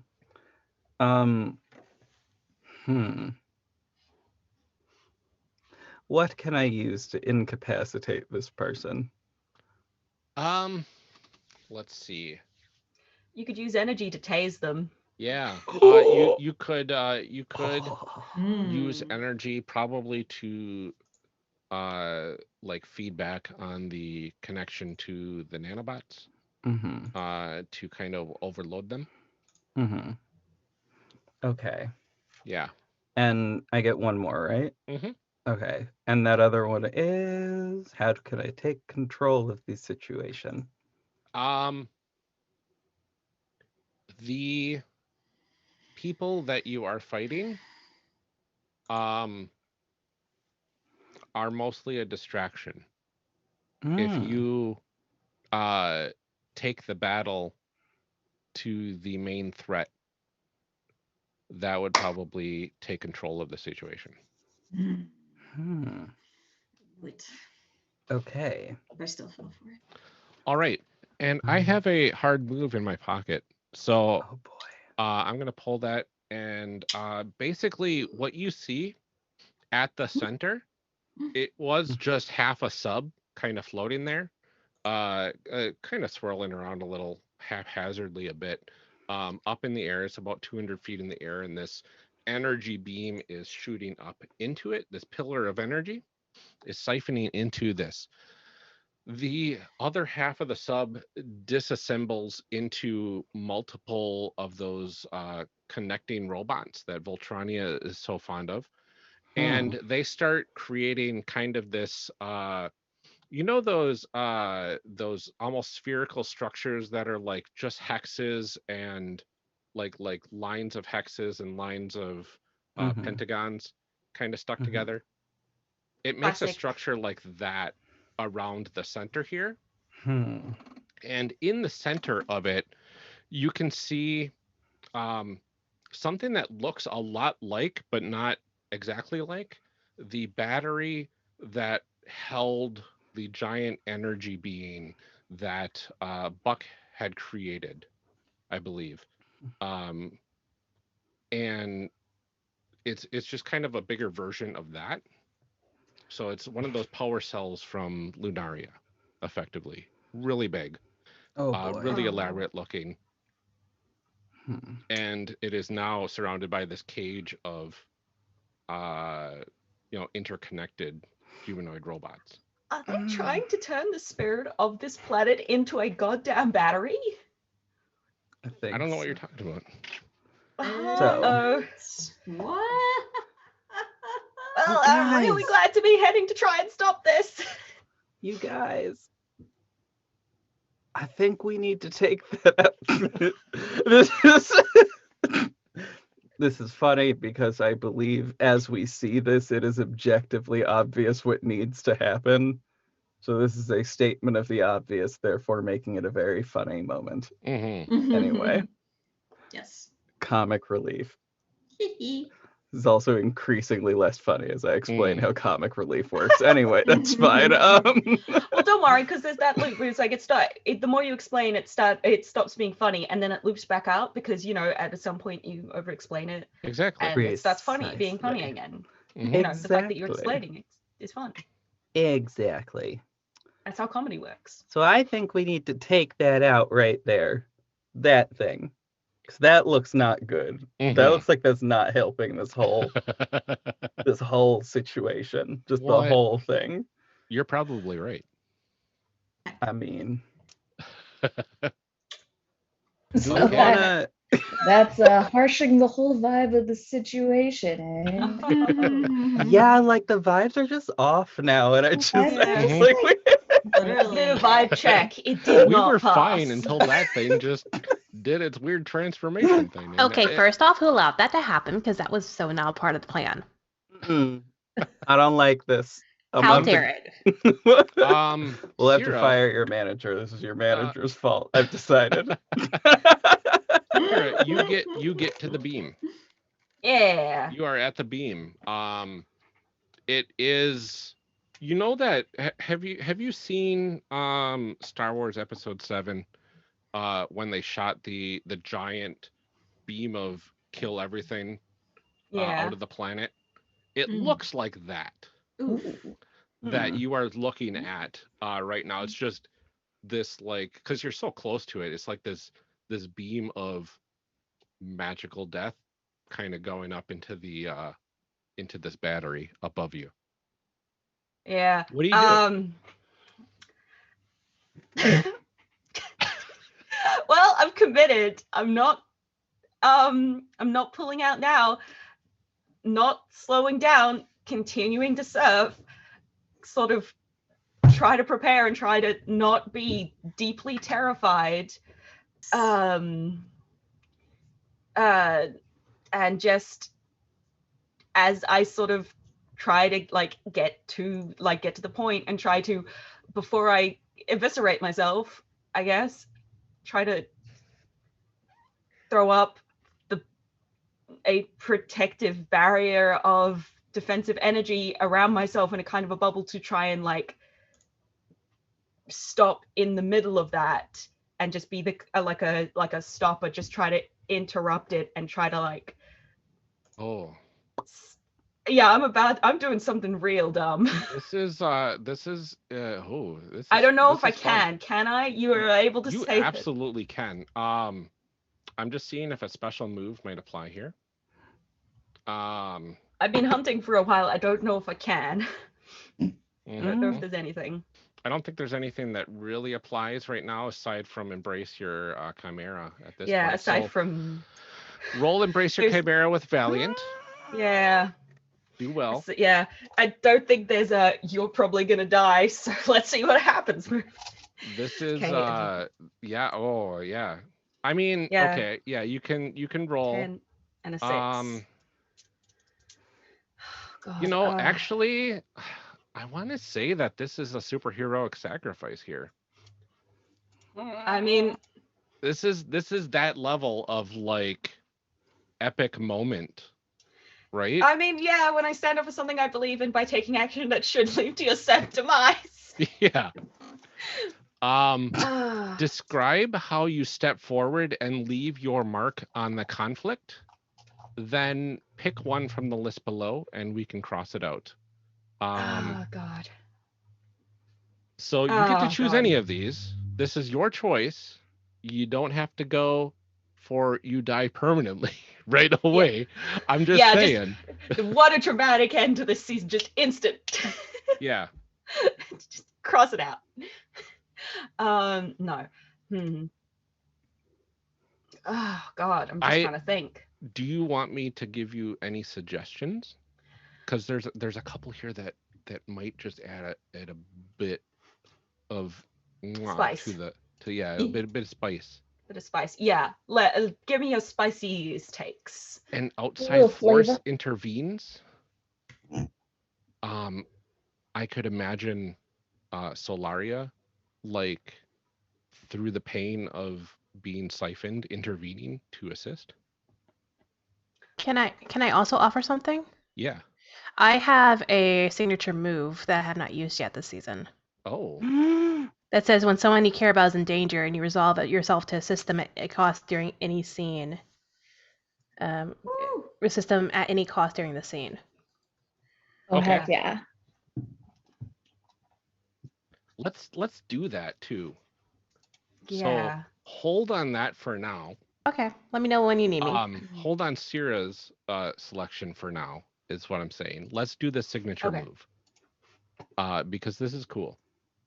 So, all right. So Sierra's like, what were you doing again? You're running into the beam or something, or? I'm surfing along the water and then just, I think, like right at the last moment doing a sort of half leap to try and like basically just launch myself straight into the center of this. And creating like a bubble force field around yourself to block the beam effectively, right? Yeah, so, and then try to maintain that for a portion of time to give my friends a chance to deal with that. Okay. Yeah. I think I see you getting closer and surfing in and you're going for the beam. And I'm just like, no. And I'm running with you. Mm-hmm. Like you're surfing in, I'm running down the arm. And I think as soon as you get we get close enough, we get closer, I just jump down and do like a free fall, like towards like where you are. I love this. What? And our energies combined, we could probably like do the beam stuff. Oh, I love it. Okay. This might not be a superheroic sacrifice then, if your assistants can help out here. So when someone you care about is in danger and you resolve yourself to assist them at any cost during the scene, roll with questions. Mm-hmm. So do you consider them a close friend? Yes. Do they know your true feelings about them? I think they do. Okay. Are you willing to risk heartache to assist them? Yes. Okay, so that's +3 things. So you get to roll a D8 and a D10 for this. Nice. I was like, I just had my D10. Where'd it go? There it is. 16 on the dice. Oh, lovely. So 19 altogether? Okay. Well, no, it's not +3. It's just you just add those together. So it's stepped 16. up 3 times. Still though. Okay. Yeah, 16's amazing. So on a 13 plus, you gain 3 hold, and you are able to spend this hold on assisting your allies in a dramatic fashion, just by spending a point from the pool. But it sounds like then the feathered serpent, you could probably go ahead and roll with Tori's help. You can roll Embrace Your Chimera for this. I was kind of hoping I wouldn't roll, because normally when I roll, my dice are really mean to me. But we've got something cool that we can definitely utilize if you do roll poorly enough. Please, yes. So am I still rolling with Valiant? Yes, this is definitely Valiant. Yeah. I mean, bravery is just another word for stupidity, so this is very appropriate. Correct. So D6 and a D10. Oh boy. Oh god. Please, come on. These dice have been nice to me in the past. Please don't fail me now. What'd you get? What'd you get? What'd you get? Hate this dice. 6. 6. Hey, Okay. can I spend one of my holds? Yeah, so you are definitely assisting. You can spend a hold, and you can actually spend all 3 if you would like to really bump this up. So you've got 3 hold, and if you spend 3 hold, you can spend 1 point from the fellowship pool to assist your allies if you had spent 3 points instead. Mm-hmm. So if you want to do that on this move, you could. Yeah, I want to make sure that Sarah succeeds. So Perfect. Nice. So we've got 3 hold in the assist your allies pool. So now, what I want to point out here is we can do a little bit of math to make this amazing, right? Oh gosh. Assist your allies. At 5 points, you can increase your success band by 1 step. If we can add 3 more points to the assist your allies pool, we can step it up 1 point to give it a 7, and then increase it to a 10. Okay. So in order to do that, we need how many? 3 more points. Fabulous. Give me 1 second, because I think I have a thing. You do have a thing. I do have a thing. That's lovely. Ooh, a thing. I have a thing. I love when I have a thing. That is lovely. We can get through anything, right? We can get through anything. Yes. I'm just using anime protagonist voice for no reason. Look, you know. Yeah. Yeah, we can do anything. Perfect. Yes. So assist your allies there. So I'd have to do with that.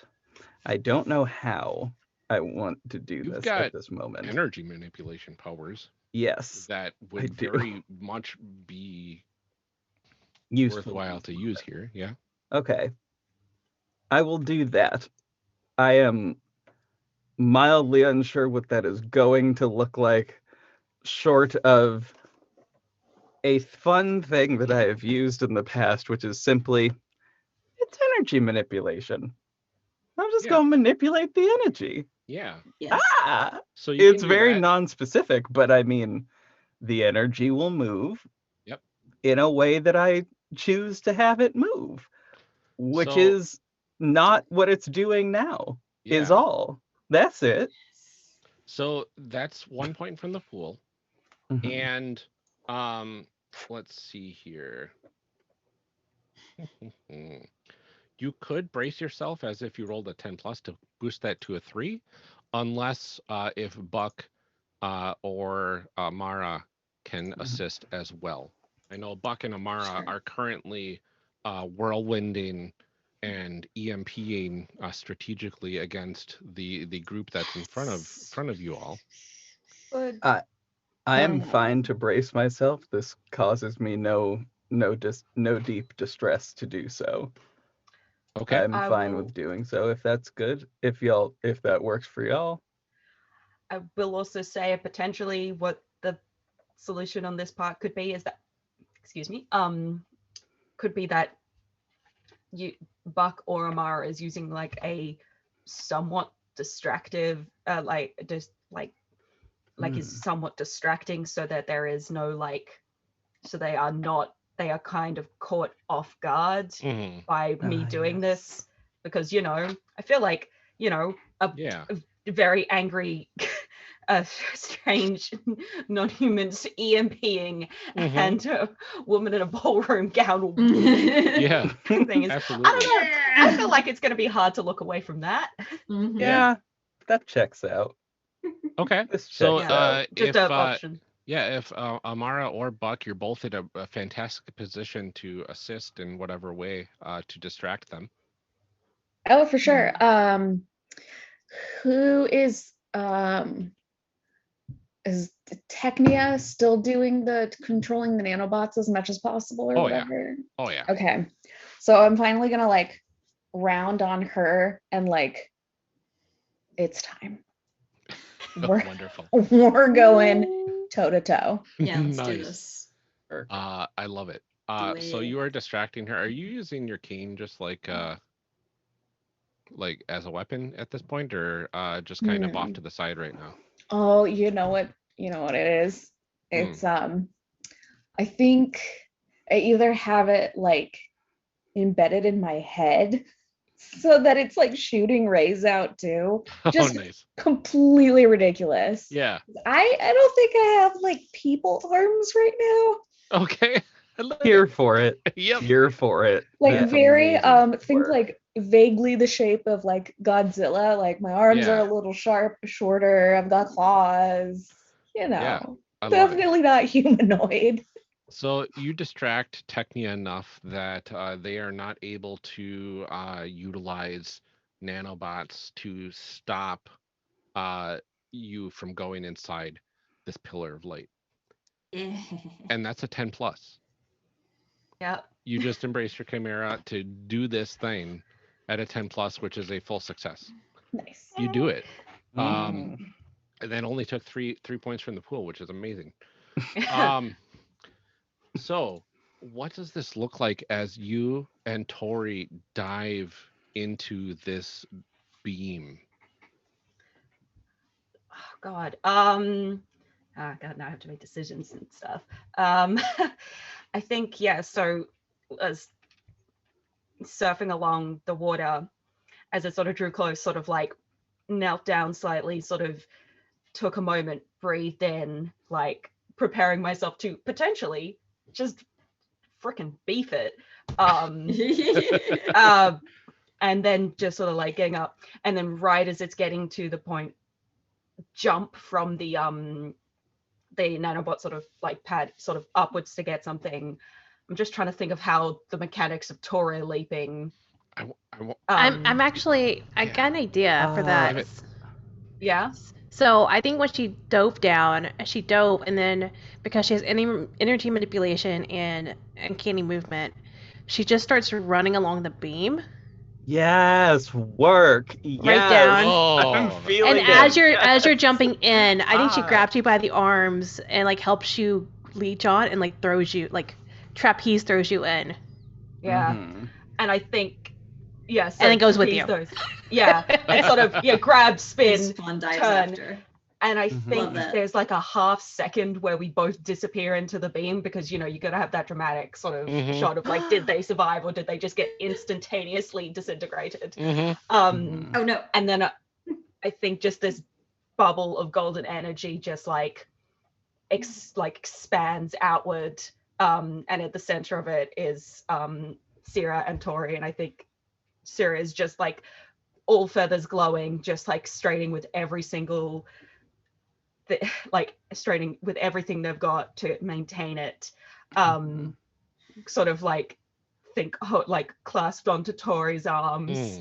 The pair of them sort of like hovering, I think using a small amount of a little bit of Sierra's limited flight, and then just sheer force of will, I think, at this point.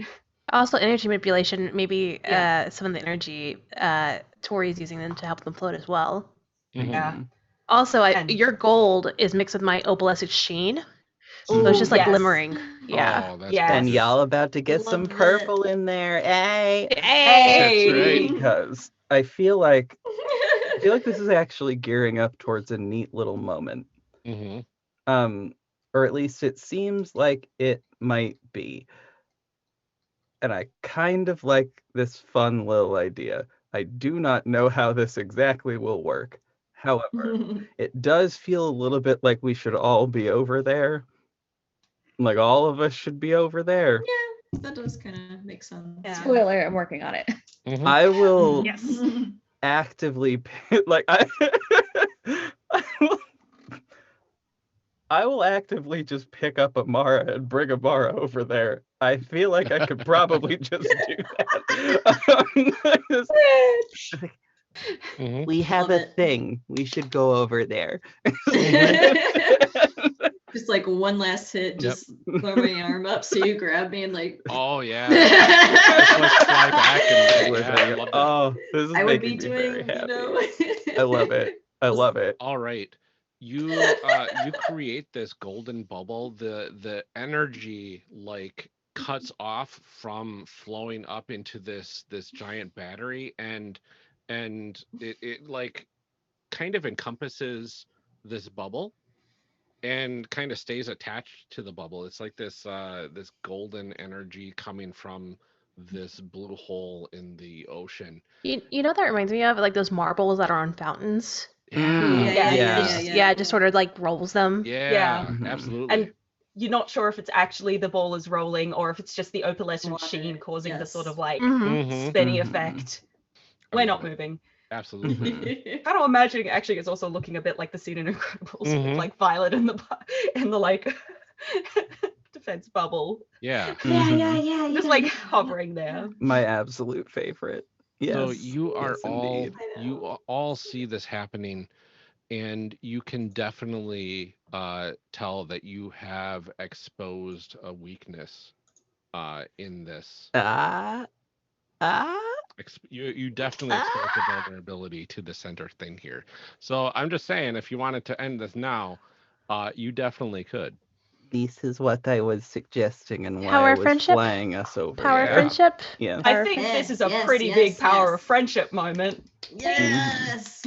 I'd like to finish Technia off really Oh, quick. Please. Yes, Yes. do it. On your way towards us, onto the way to the Friendship Town. You know, Amara's gonna get pulled up and like I'm gonna spin around on Technia and I'm gonna get real close and with like a final push, I'm gonna hack the whole thing. I'm gonna hack the heck out of it. I love it. I love it. Like push like into the nanobots that are like on her body. Mhm. I'm gonna take over if she has any like tech on her is mine. Oh, And then love I'm it. going to encase her in the nanobots and scoodle. There is no interruption Pog. on the train to Friendship Town. Yeah, absolutely. You are a Mine, thanks. bomber, small human. All of these are mine. Thanks. Snatched. No, I like that. You live. know what? Love I'm it, I'm love just it. gonna say that happens. Nice. I don't think you need to roll for that That's perfect. because that's a really amazing. cursed image just popped into my head, which is Oh, just no. like a techno being like my nanobots, and then like Buck just like punching into them, and then just like a little communist jingle is like our nanobots. Oh, that's funny. But I think it's more Buck turns I know. around, like Almost does suddenly a not, just- roar, Mhm. like a "Ah," and then all the nanobots change color. Oh, yes. Mine. If you want, we can just spend one of your hold to dramatically change the environment in your favor to do that. I think that'd be a great idea. Yeah, that sounds fine. Perfect. So I hear power of friendship is on the table. Yes. Who is initiating this? I think it would be Sarah or myself, honestly, because we're the think- ones in the bubble. Hmm? I think Mhm. Sarah's currently focusing on the bubble itself, so I think it would make a little more sense for it to be Tori. Sort of like Sarah's the one sort of like trying to Mhm. maintain this like Yes. equilibrium, and then like Tori is then sort of Wrangling the cats and getting them in order Yeah. to do friendship stuff. combines them all together, Perfect. almost like the heart of this Yeah. whole endeavor. I was gonna say. That's my playbook. Uh-huh. Everybody. So, Once per session, when you rally the team for an ultimate full team attack against a common threat after exposing a vulnerability, or when the situation is dire, I would say it's both. You become the initiator for this move. So that's going to be Opalina in this case. If you have 2 or more points in the fellowship pool, each other player in the scene will describe how their abilities combine with the rest of the team, finishing with the initiator. If we have 2 or more. If we have 2 or more. Let me just see. We should just quickly check that and let's see. I don't know, because we was running a little bit low. Like I do. Got below 20. You never know. In fact, we have 2 2s because it's 22. All right. Now you're down to 17. Because oh no, I feel spiteful as a GM. No, I'm just kidding. That's just fine. We have too many friendship points at this time. Please really take them from us. So, how do we cash in more friendship points? Can we just just cash them friendship store? Can we take them to like the arcade like booth and like get like one of those like little sticky things? Friendship tickets. That's at the end. That's how we like celebrate at the end of this. We just take all the remaining friendship arcade. points to the arcade. That's how we end this game. We go to the arcade. I remember the arcade that was near me. I'm thinking about one of the prizes that they had. And I'm realizing that I don't remember what it was exactly, but it was something that was like, when they finally closed the arcade, like this thing was definitely extremely out of date. Like it was something like a Motorola Razr, and I was like stuff that's just so wildly out of date. But like, when you have a prize and nobody's ever gotten it, you might as well keep going with that one. Why not? Exactly. Oh boy. So who wants to contribute to this move first? Okay. I am a little unsure of where we want it to end up, like what the sort of end result like overall effect we want it. Do we want to destroy the big old submarine in the submo thingy in the middle? The submosphere. Yeah. Yeah. Okay. Idea for the image is that since we've already got Tori and Sarah kind of in the center, I feel like we all have to convene at that center point and sort of collectively all contribute something as like we are together, we are all like holding hands in some way. And it just, it all pops off. Yes. Look, I just want my friends to hold my hands, okay? And thankfully, Buck can hold everyone's hand. If we all hold hands in a circle, Buck will become a person again. Yes. Look, they don't need to like become a person. They just need to have longer arms. That's about it. That's all they need. Something hand adjacent. Yeah. and then all of our like powers have colors, and then they shoot the beams shoot out, and then they all intertwine like in that pretty spiral that's always in like animes and stuff. Yes. Also, I'm gonna have to go and find the meme I made ages ago related to this. Where is it? Here it is. Sharing it in the chat. So every single one of us has these has hands that has energy, and the energy hands and things, and we put them in the center. And when we do that, when we put them in the center, that one. Okay. Yes. God, I love that meme. I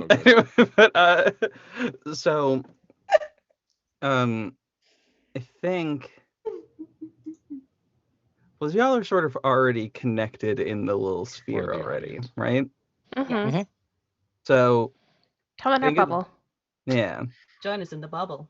So I kind of want, this is a weird thing, because I don't know exactly what I'm thinking, but for some reason we're all holding hands with one another, for some reason my brain was like, normally this would be that we are all sort of like, that we're standing on something, and that it is parallel to the ground. Here's the thing. We all have limited flight. I don't want it to be parallel to the ground. What I would like for it to be is this to the ground. So Like we are all perpendicular?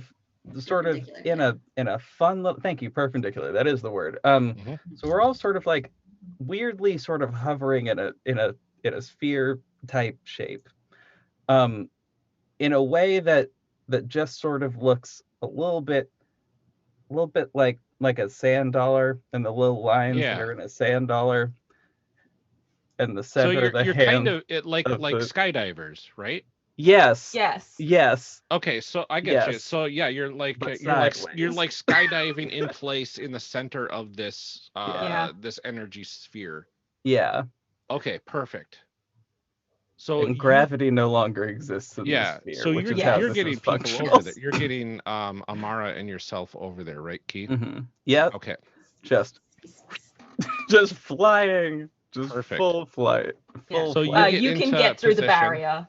You can get through that barrier. Yeah, Buck, how are you getting over there and contributing? I'm coming over on my shiny new nanobots. Ooh, I love it. A wave or like a cloud. I'm like, as I get closer to the sphere with all my friends, you shrink down, change color, turn back into a person, humanoid shape. Mm-hmm. And it's definitely like I'm no longer a giant furious monster. Mm-hmm. The power of friendship is what makes me not destroy everything. Friends don't let friends destroy everything. Yeah. Friends don't let friends cause Armageddon. Exactly. And the sphere is like how far off the surface of the ocean? You're probably like a good 50 feet up. Okay. So rush over in the nanobots and then do like a really ridiculous like anime jump up to the sphere. Absolutely. All Which I feel jumps. is more like a bowl effectively at this point to allow you to jump over into it. Mm-hmm. Which is really cool. Okay, and then Amara, you're there now too. How are you contributing to this this final attack? Can I make a suggestion? Sure, please. As one of the sort of main points of sort of connection to Solaria itself, I feel like we are literally sitting on a kind of exposed beam of energy that is just pure Solaria. Mm-hmm. I feel like this would be a real great and easy time to just tap straight into that and be the channeling, like, ooh. I don't think you're gonna get a better like a nice link. conduit, like a nice conduit of Solaria energy. Yes, let us siphon this direct to this one move. To be fair, I think it's a little bit yeah. Yeah, no, I think that's perfectly fine. Okay, perfect. And then I believe and then Sierra, you are controlling the protective sphere. Is there anything else that you're adding to this? I think to sort of pull it in to give it that final kind of burst, I think Siri's going to do this kind of half scream of this sort of shriek scream of like what I imagine sort of combination dinosaur and sort of bird thing of just like strain, and sort of also this is hella rad, and like, you know, sometimes you just gotta scream. Manipulate the energy, because I think normally it's a very like, it has to be a fairly simplified shape, so this is a true strain to just pull it to sort of bring in, shift it so that the energy starts to wrap around and bring into the core, so that all of my energy will be manipulating friends, my cool Amara conduit, and then also just Buck to join in with Lunaria, just to bring that energy in to like, so that we can give that final push. I love it. Like a feedback loop. Yeah. Perfect. Bring it all in. And Opalina, bring us home. What does Opalina do? So I think as everybody's joining and these energies are pulsating from all of us, and then Sierra lets out this screech. Is anybody else vocal, or is it just Sierra? Y'all can join in. Real Join in on the loud screech. bird cry. Just the loudest bird cry. Just have you all? Loudest All right. Have you all ever heard an elk bugle? Yes. Oh, yeah. What's that? Participate with that horrible. Oh my God. I'm here for it. Let's ride. I feel like just through sheer fear factor, we are getting rid of them. That's amazing. So I think with everybody, you know, contributing energies and also the energy coming out of Opalina as well, I think she lets out a big old like belt, like a Mariah Carey, like almost to a whistle. Oh yeah. Yes, whistle tone. Yeah. I'm living. Yes, whistle tones. I'm here for it. And somehow it does work even with the bird and the bird dinosaur and the elk bugle screeches. All right. Perfect. That's amazing. So we've removed 5 points from the fellowship pool. Opalina, please roll with Valiant. That is 2d8. Yes. I really want to use this fan, y'all. Give it a second. Oh, I know. I'm ready. That's a 10. Oh, lovely. Yes. So, on a 10 plus, the attack succeeds. What does this look like? I think it's all our energies combining out of us, you know, coming out. So mine's in sparkly opalescent pink. Cirrus is a gold, right? Yeah. Key is a deep, rich purple. Yes. What is This color. everybody else's colors? Mine be like gray and shadows, maybe like ethereal whites or something. Oh, like maybe like a misty, like smoke. Yeah. Mm-hmm. Oh, Amara's like can that. be misty, and then Buck's like, you know how when the moonlight's super bright, it's like Silvery. adds to the depth to that. Mm-hmm. Oh. So they'll be very similar, but one will be like more luminescent and then smoky, and then they'll be like. I was I going to love say, if Bucks is not at least a little bit silver, this is failed branding. Yeah. Start over. Start again. Buck, redo Try it. it again. But yeah, I think they all shoot up, and like JV mentioned earlier, they all start swirling around, like, and then eventually merge together. Okay, so Luna's gonna have a little bit of one, and it'll be that like dark, rich blue that you get on a really bright moonlit night, and then Bucks will be silver. Nice. There we go. Nice. Yes. But yeah, they twist and turn, and like we come to a pinpoint, and then just that pinpoint sort of like the energy sort of like builds up and just builds, Mm-hmm. and then just shoots, and completely from what you know, since it works, what I'm saying, it just like obliterates. Yeah. Okay. So this is what happens then. That all of that happens.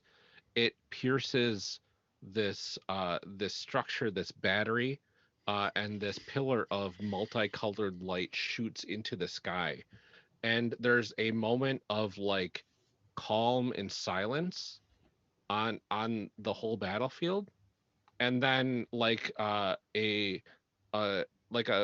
bright pinpoint of light starts kind of piercing out of the battery, and all of the energy that was poured upwards comes shooting down through the circle of hands that you are all making and shoots back into this pool of blue water, shooting down deep into the depths, giving Solaria all of her energy back.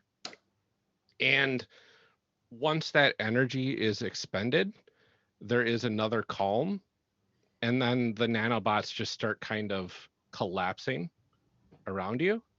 And before they even hit the water or ground, they start zapping away. Like they just start winking out of existence. Oh, good. There's no glitter. Excellent. Good. Yes. You can see as you're spinning around in this circle on the shore in that clearing, you see the image of Solaria like doing stuff, and like things are winking out of existence. You don't know where they're going, but they're eventually, once this whole attack is done, the battlefield is empty except for you all floating above the center of this giant pool of deep blue water.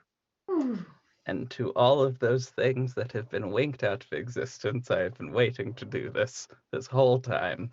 What? Yes! Yes. I love this fam. Magical. Anyway. Amazing. Yes, that was my contribution to that moment. So wonderful. Yes. So, love it. I need a GIF of that. So you won. The battlefield is empty. The energies that you have combined settle down, and you drift down to. Effectively, you've got a pool of your own nanobots still that you're able to safely land on right now. The boat itself is not in great condition, but it's still floating. It's not taking on too much water yet. Nice. Good. And Solaria stands on the shoreline. When we get to the shore, we can send the nanobots to go fix the boat. It's fine. No one will ever notice. It'll be okay. It'll be fine. Don't tell Keanu Reeves ever. They won't get rid of the water, but that's okay. It has taken on a We can little deal with water. that. We'll be fine.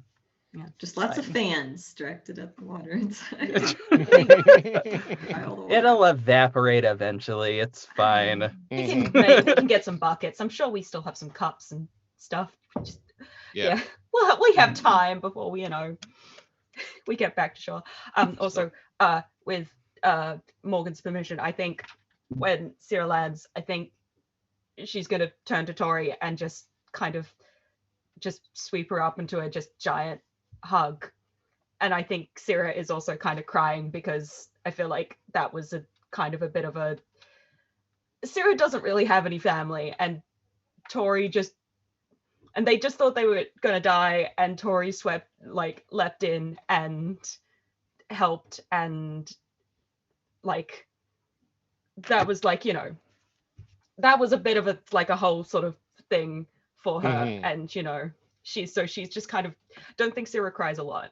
They're crying now, and just My emotions. I think Yeah, go ahead. once Tori gets swept up and she's hugging, and then hears Sierra crying. Tori starts crying because Sierra's crying. And she just hugs a little tighter. No. And I think just as it just has a little quiet moment, she's gonna be like, I can never let you do that alone, right? oh, now I'm gonna cry. Stop. Woo! Chamber. I love you. Can't. Get me out. This is a moment Love of you intense too. emotion if I've ever seen one. I can't deal with it. Let's do this quick resolution. This is amazing. So Sierra, tell Tori a reason why you prefer to avoid fighting at times, and then ask them if they tend to prefer the more quiet times together as a team. I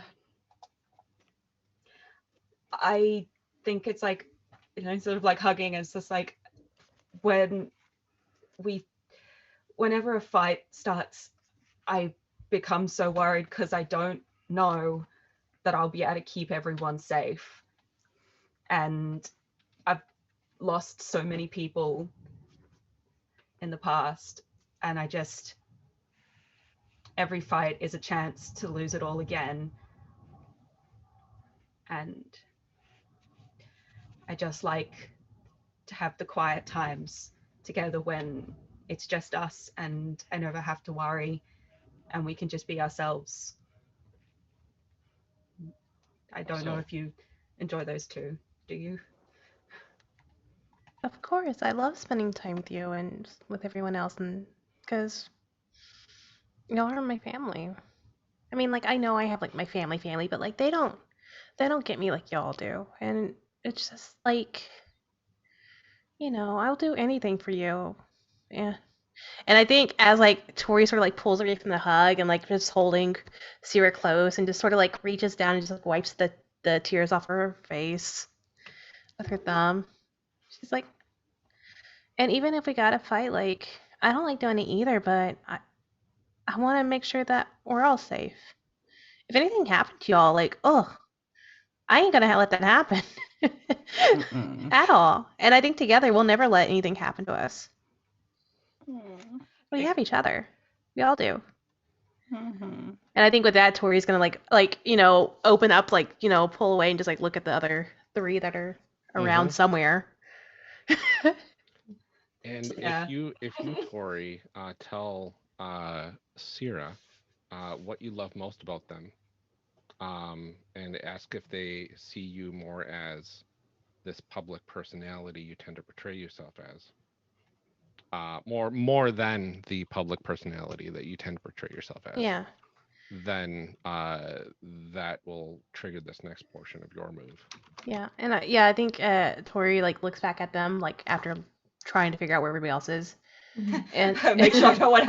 It would be real bad if everyone else was like drowning or something. Fine. I want to make sure that everyone's like, because I think we can all do. Oh wait, okay, good. Everyone's fine. Yeah, quick head count. Okay, cool. And I can get back to this. Cool. No. I can multitask. I highly want when you do that to just see. I feel like this is specifically a thing that both Buck and Key would probably do, which is simply that we've started making a Sandman, not a sand castle. No. That is too easy. We're making a Sandman on this beach. That's amazing. We just defeated something. You'll both just yes. It is an unhinged thing to do. It's fun. And I think that's absolutely a thing that probably the 3 of us are doing that now that I'm thinking about it. I just see the 3 of us are building a Sandman because we need to not think about the dramaticness of what just happened. You're like, we need a break. We gotta wait for the boat to build. Let's just stand there. I also feel like Amara's I feel like Amara gives me the impression of like if I focus too much on this, I'm gonna cry, and that's very pointedly making the sad. Pretty much, yeah. I love it. That's such a mood. Okay, so head count done. All right, and I think I think Tori turns back to Sarah and she's like, I love your, what I love about you most is that you're so wildly independent, and I wish I could like be like you. You're so awe-inspiring about like how strong you are, and that's what I really love about you. And it's like I wish I could be like that, but I just feel like I do too much, like being in the public and like acting and singing and the parade for Citrusmas, and like I just feel like I'm just that. And I think with that, as she says that, waves her hand out and then does that, and like as she does this, she's still in her Opalina outfit, but her mask just fades away. And she's like, I'm not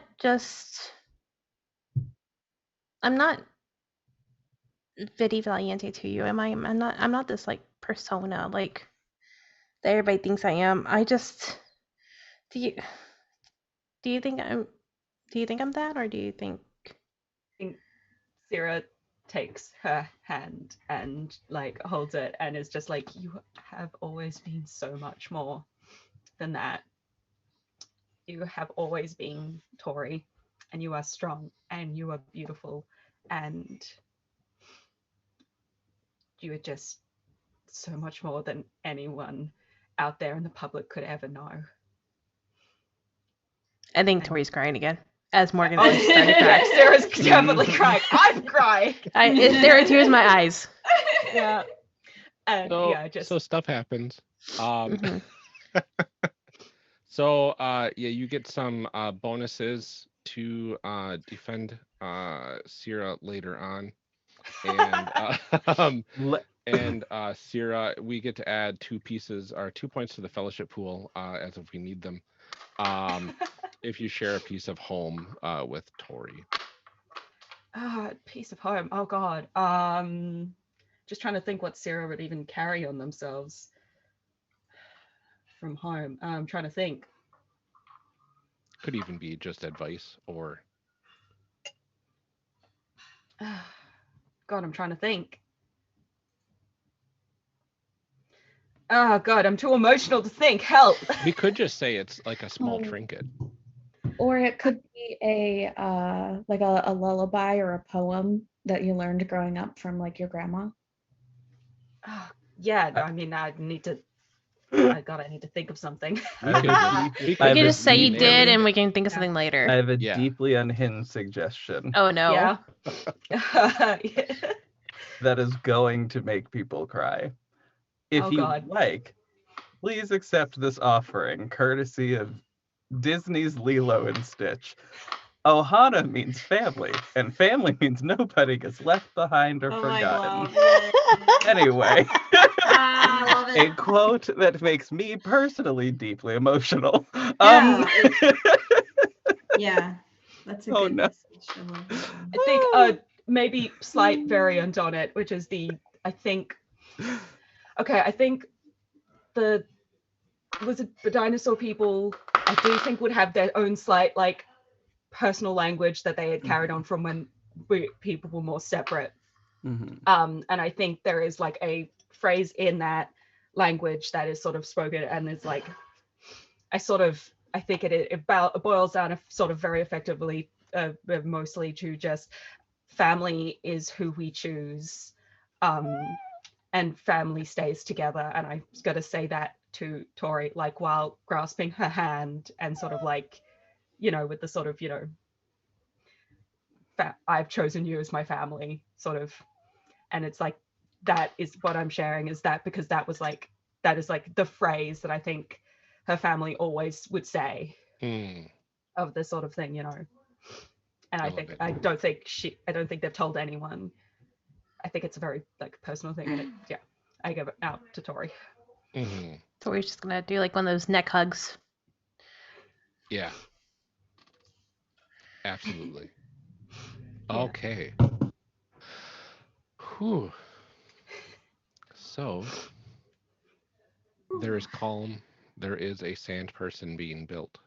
There is Solaria, who is kind of was standing off to the side for all of this.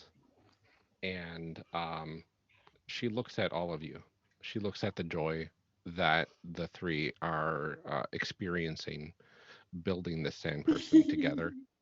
The love between Sierra and Tori, and a very genuine and warm smile passes her lips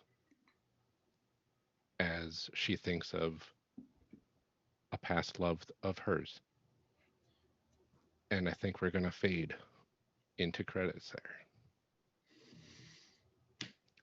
Real quick thing before we go to credits, like it's just silent as like the credits are fading in. Yeah. I think Sierra and Tori run over to the folks making the sand person, and just like tackle-hug them. Maybe accidentally also destroying part of the just a little bit. Absolutely. Just a little bit. Like as the credits roll, there's like little snapshot videos of what's happening afterwards, and but getting back. Yeah, and then like getting awkwardly having to talk to Keanu. One snapshot of newfound hacking powers. He just hacks Rolly for a second, Rolly changes colors, and then changes back. There's also another thing where Rolly's chasing them around the kitchen with like someone gave them a knife, and like they malfunction and start chasing us with a knife. Rolly, what do you got? I got a knife.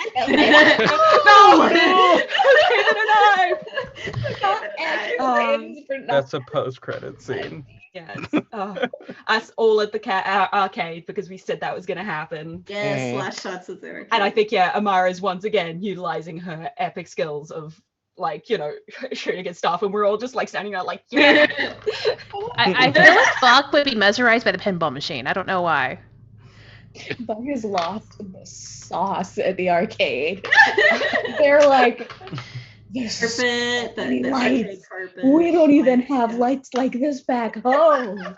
And you Whoa! I feel like Buck's just on the floor, like eyes wide and sparkling, just like We haven't had lights like this back home for 5,000 years. I feel like one of the just an unhinged thing that has popped into my brain is Key just sort of approaches the rest of the group as like, so I was out near the caves. I don't ask me why I was there, but I was there, and I found an artifact, and I don't know what it means, and I don't know why it's here, and I don't know what this is. And presents to y'all a Nokia phone. Y'all know the one I'm talking about. Like, I don't know what it does. I don't know why it's here. I don't like. Oh, no. Like it looks ancient. absolutely nothing like any of our like tech at all. I mean, it would technically look more advanced because we're still in 80s level tech a lot of the time. Yeah. So we're on like brick phones. I don't know what this is. Something from the future. Yeah. Oh. It's a future phone. And us all just like, whoa. What? But it is very distinctly like from this universe here, a Nokia phone. Yeah, it's very much from this planet, but it looks like it's from the future. Ooh, I don't like that. This is like the moment where us as an audience in the show are like, oh, was this product placement for a Nokia phone that they haven't made in year? Okay, sure, I guess. Why not? Nobody questions it. It's fine. Oh, it's fine. Somebody got paid somewhere to have that Nokia phone appear, and that's fine. And I hope it's paying off. Yep. Awesome. So the credits finish rolling. The screen goes to black, and then we see all of you relaxing, like on Tori's porch on like the third balcony or something like that. The patio. Yeah, that big patio. You're enjoying some sun. It's a beautiful day out right now. It's sometime later after the incident at the Eye, and you notice a glint in the sky, and then 2 glints, and then 4, and then 6, and some trails of smoke as something starts entering the atmosphere. And that's where we're going to end today's episode. Oh, geez. Is this Team Rocket finally returning? Yeah, that's what I was thinking. Team Rocket's finally back again. Team Rocket unblasts again. Team Rocket's rocket. Oh, sorry. Oh, They have to come back down at some point because they keep being in the next episode. I know, right? Welcome to the finale of A Tale of Twinkle and Awe Season 1, everybody. Thank you so much for joining us. My gosh, this was amazing. Thank you to all my players for this experience. Thank you. Oh, thank you for running it. Massively. Yeah, thank you. So good. This has been so much fun. This has been such a joy, and I'm very glad that we were able to all stay a little bit longer today to finish this off. I don't know when we'll be back for Season 2. We haven't talked about it at all yet, but we will figure that out.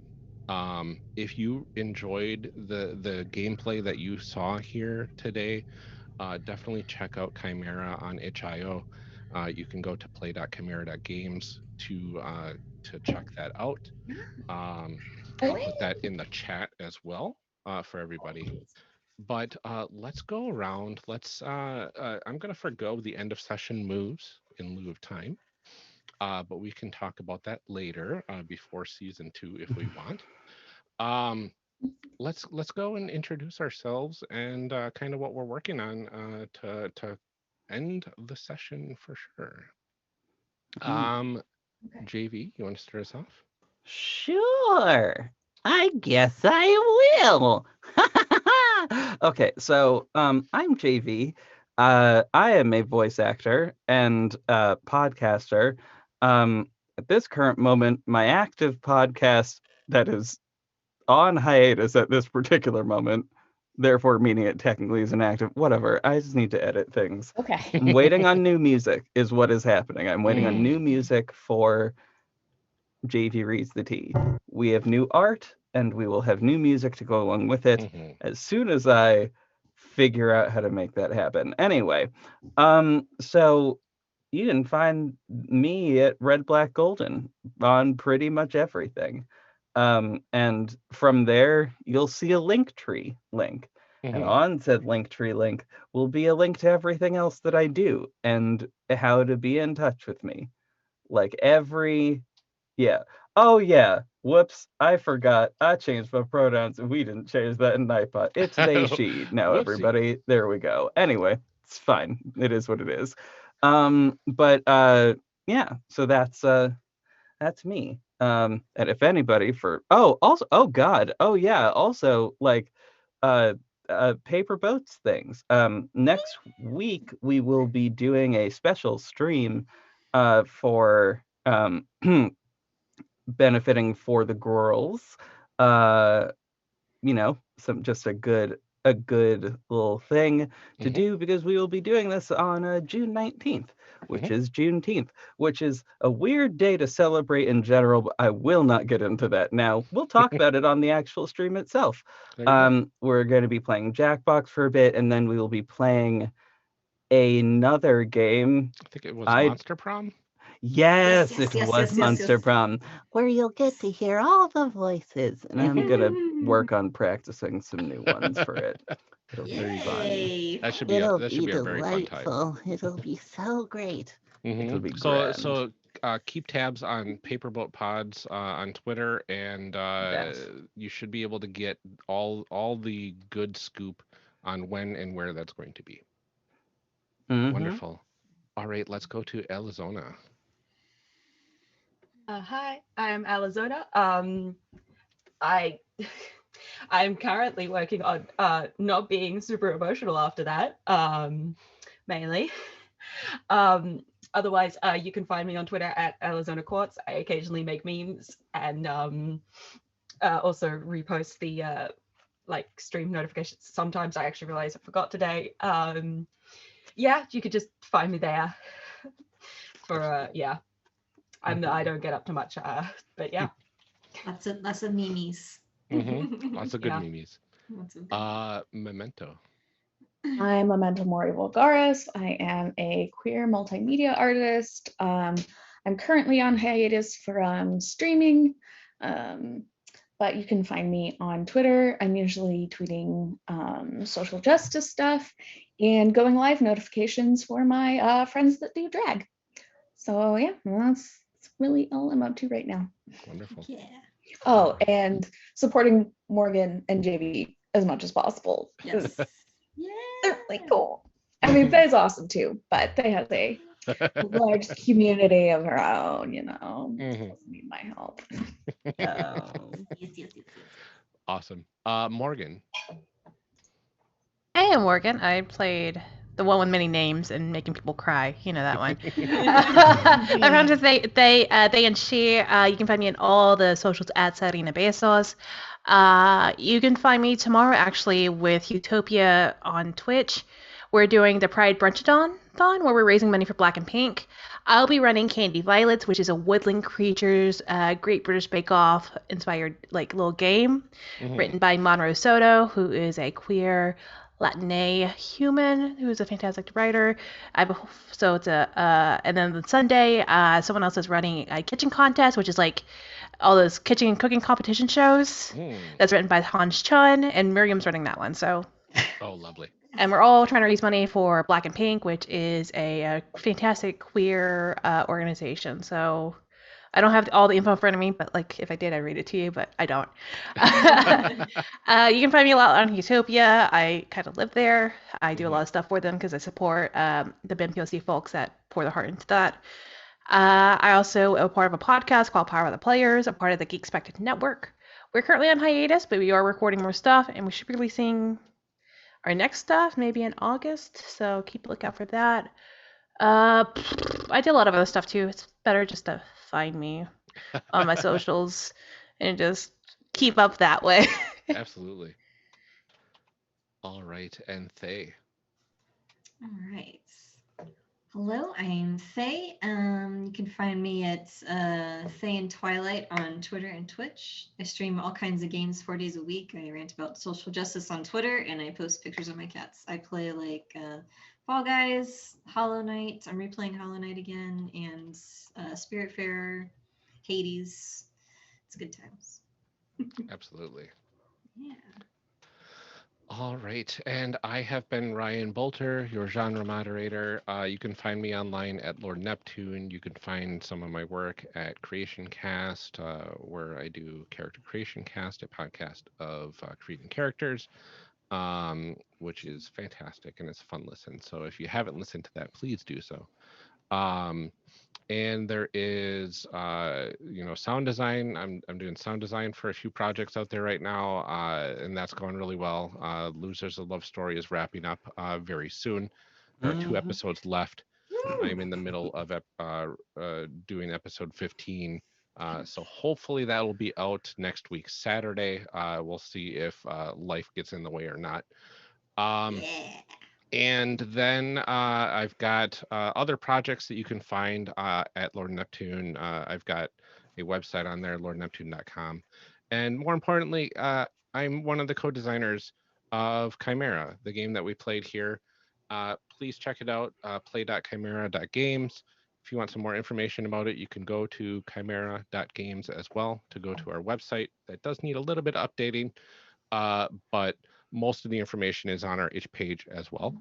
And really, the Cape and Blade season 2 is going strong over on Huetopia, so check them out every other Friday, give or take. They've got the streams of that as well. That they also bring the emotion a lot, and also bring the puns a lot, and well, mostly Amr, but I think the pun count was like at 27 at one point, or it higher. was ridiculous. It got over 30 at some point. I don't know. It's off the charts. I've been set a challenge. I need to up my. Yeah, we got to up our pun game for season 2. That's for sure. But keep an eye out on us. Keep an eye out on Chimera RPG on Twitter. When we get to season 2, we are going to be announcing everything there and on my account and everywhere else. And goodness, I hope you can join us for that, because this has been one of my favorite role-playing experiences of all time, with these 5 wonderful players here, and playing in this solar punk world that we built together is it's been amazing, and I don't have the words that I can say effectively to convey that right now, but thank you to my players, thank you to the audience here, thank you to everybody that supports us in what we do. Everybody here is amazing. Follow them, support them, just do good things and be good to each other and spread some love in the world. That's all I ask, really. Yeah. So Yeah. Okay. So I think we're going to sign off for the evening. We're going to sign off season 1. It's been a lot of fun. Yeah. Okay. It has been. Bye. Take care, everybody. Everyone. Bye. Bye.